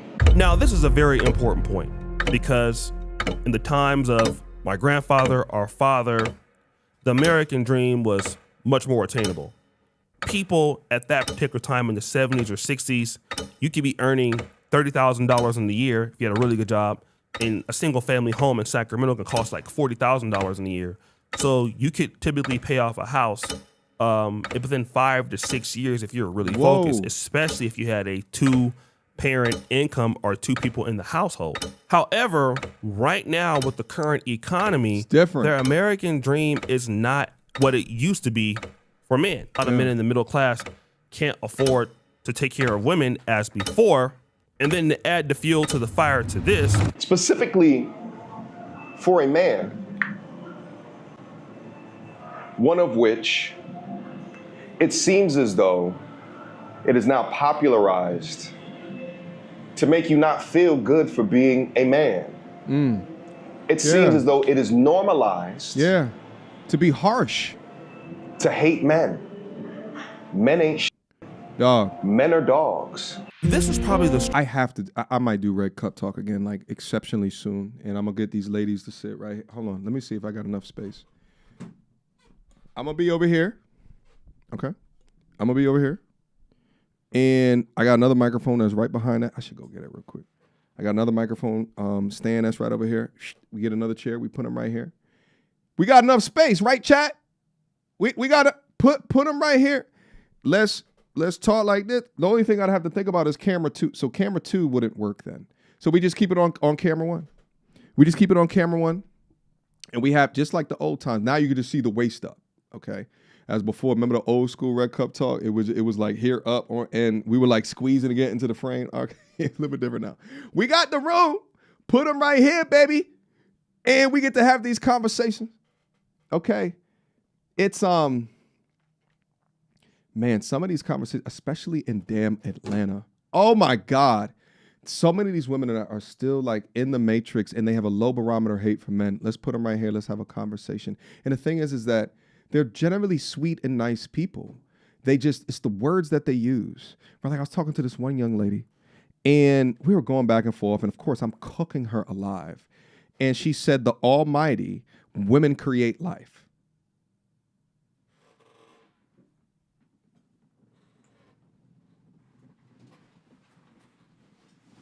I said, let's just say, I'm not going to tell you what I said in the way that I said it because we're going to do it over here for content.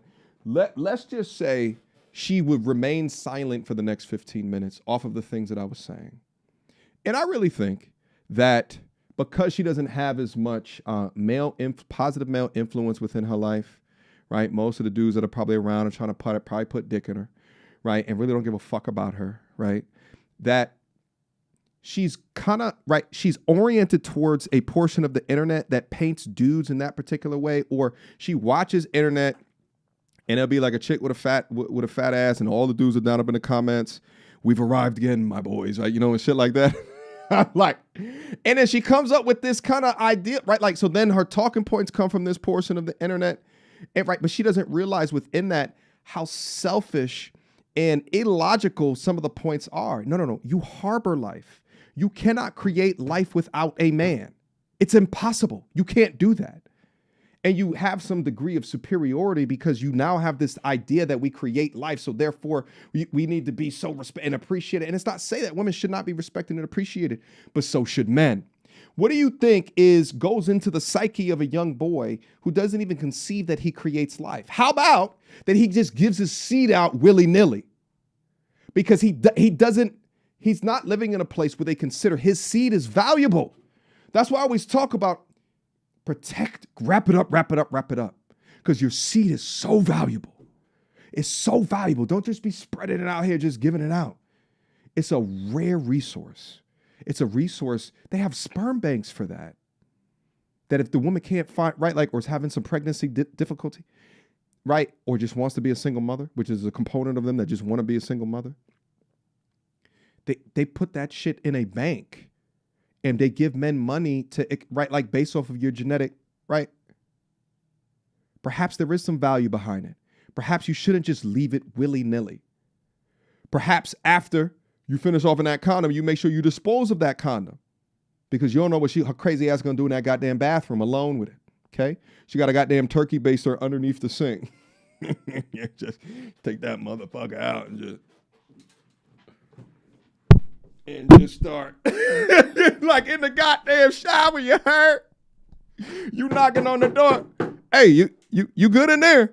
She's in there squeezing the accordion-shaped turkey baster of your seed down up into the orifice, okay? Slightly joking on this, but you understand my point. Anyway, there's things like that orient the way that we think, okay? Anyway, I'm going too far into the point. Let's just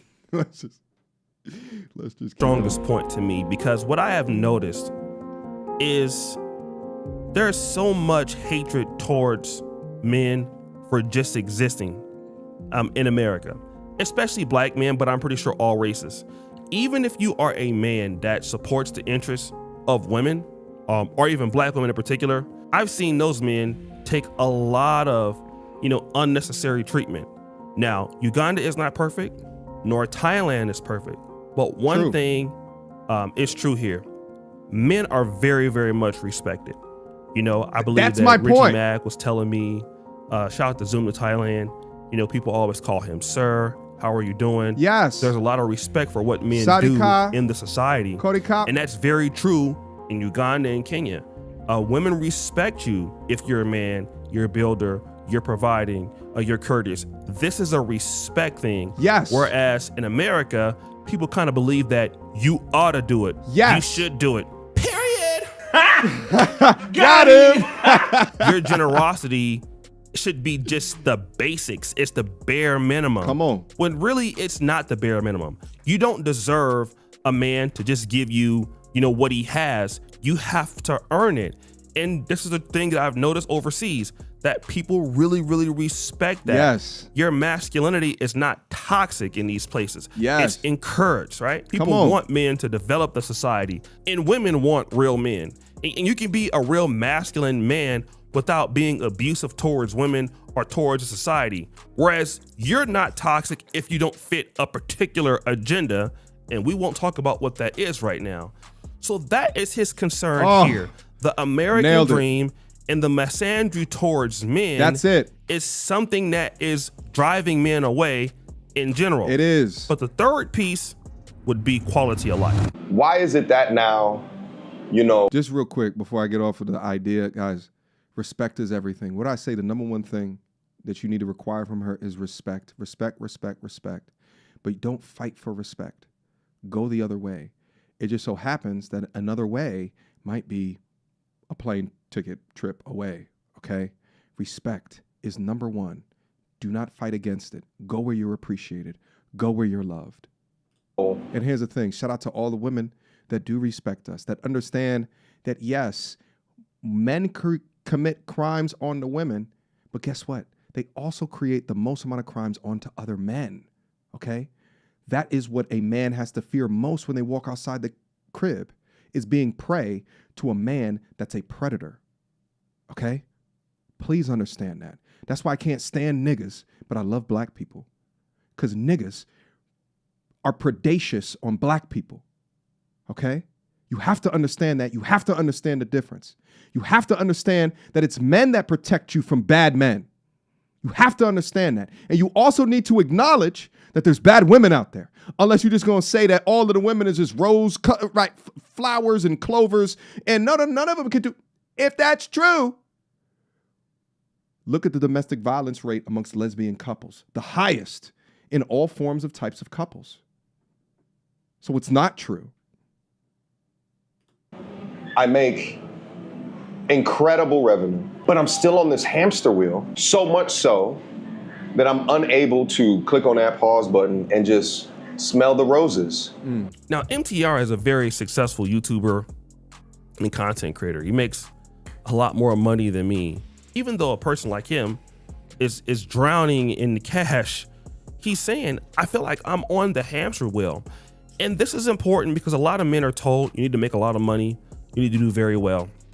And then it comes to the point when you made so much money, you've done extremely well, and obviously you buy nice things or you invest the money, and you're doing the same thing literally over and over and over and over every day. And now you become a slave to what should have freed you, which was your financial freedom. And that's exactly what a lot of men have thought about is, you know, I'm doing good. I'm a doctor, I'm a truck driver, I'm this and that. And you know, you got an apartment that's $3,000 a month. You got a car note that's $1,500 a month. And now you need more money to sustain that lifestyle, and you don't get a chance to enjoy life. And that would bring up to his next point. Walking around these streets. This is such a good video. And feeling ease, peace. I'm looking at all of the people smile, laugh. He noticed that the people of Thailand, they're always happy and excited about life, even if they are not rich. In other words, money isn't everything. Come on. Clapping cheeks isn't everything. It's not about enjoying life as a man who nobody really cares about you is everything. Yeah. And I thought this was a very interesting video from my brother. I mean, we've been emailing since he's been away. I was kind of mad that he didn't take me so I could get on some of them elephants too out there. But this was a really good and genuine post as a content creator from MTR. Thank you, brother. He's very genuine with his audience and also very vulnerable. And that's why people like him.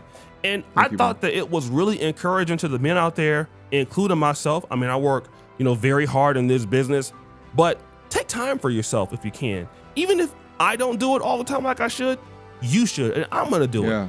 Take time for yourself. Man. If that means Tremendous video. leaving what you consider the rat race in America to going to a more peaceful country, you don't have to impress anybody. You don't need to have Benzes. You don't need to have cars. You don't need to have all this stuff to live a life. Most men don't even need that stuff.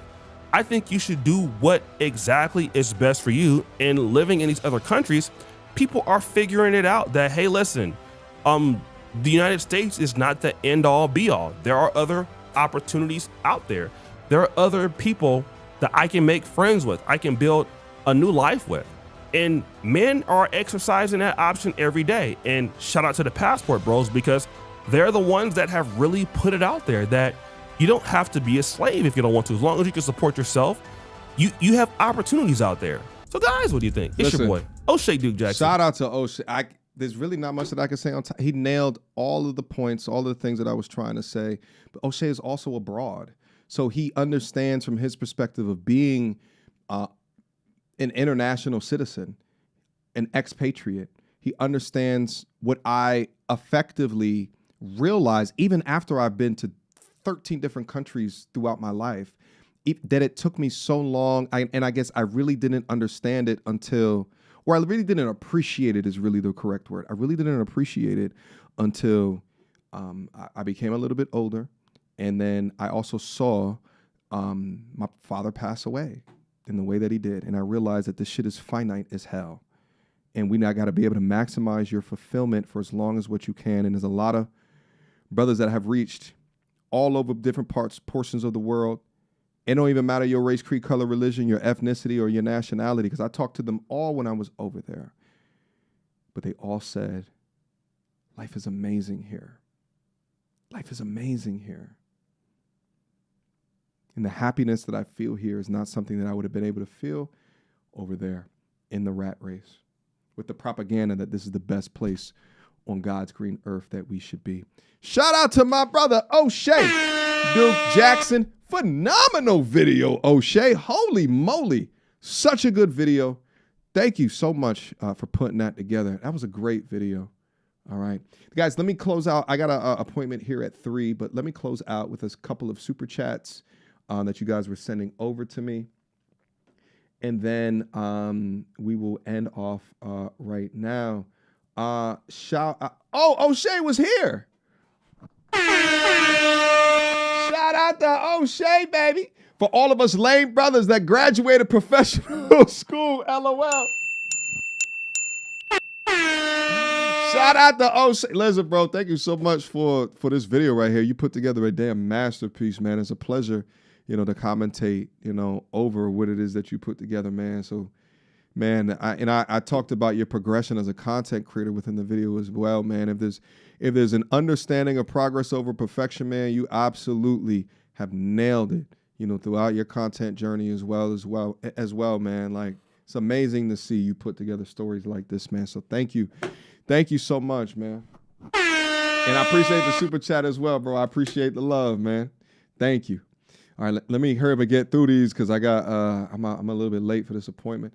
Men love through respect. This has been lost in the U.S. The countries that have this integrated in their culture are winning with their men. No lies.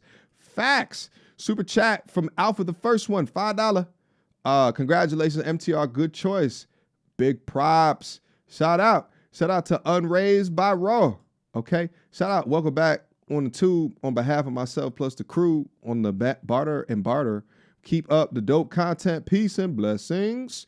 Shout out. And then last but very much not least, I meant to say, Instinctual Messages with the $20 super chat.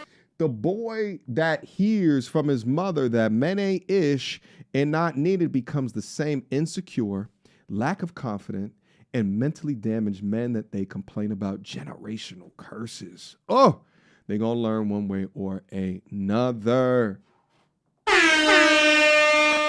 Guys, I don't even know what to say. We over here 4 hours. I had no idea this was going to go as long, but, I'm just happy to be up here, to talk through this, to think through this. Guys, do me a favor. As you guys leave the building, put a like on the video so we can get this out to as many folks that have just not privy to this information, right? Not privy to this perspective. Shout out again to Alpha Male Strategies. Thank you so much, brother, for your support over the years. You know what I'm saying? For the respect, for the brotherhood. Thank you so much, bro. O'Shea, thank you so much, bro, for the respect, for the love, for the appreciation. The clip of my pops that you put in there choked me up a little bit, but it just reminds me of just, you know what I'm saying, his impact within my life. So, you know what I mean? Thank you, guys. Thank you to my supporters. Listen, all the comments you guys been leaving on all the videos, man. Like, I see some of them. You know what I'm saying? Like, just keep on, with the positivity. The comments drive. Think about internet shows such as The Breakfast Club that get put on a Netflix. You take the comment section out, you lose some of the luster. So the comments matter. Your participation within the content matters, okay? And last but not least, viraltovalue.com. I'm giving my entire system, copy my system of what it is that I do to create, when I'm not on vacation, 50 to 100 grand per month. It is right that up in there, viraltovalue.com. I think it's the first link down in the description box down below. Go up there. It's going to explain a lot more. It's a whole website. But I appreciate you guys. I love you guys. Thank you for all the support. Shout out to all the super chatters. I believe Zoe was the top super chatter. Zoe and Alpha Male Strategies were the top super chatters. Thank you guys for the love. I am 5 minutes late to this meeting, so let me go off to the meeting. I appreciate you guys. And as always, peace.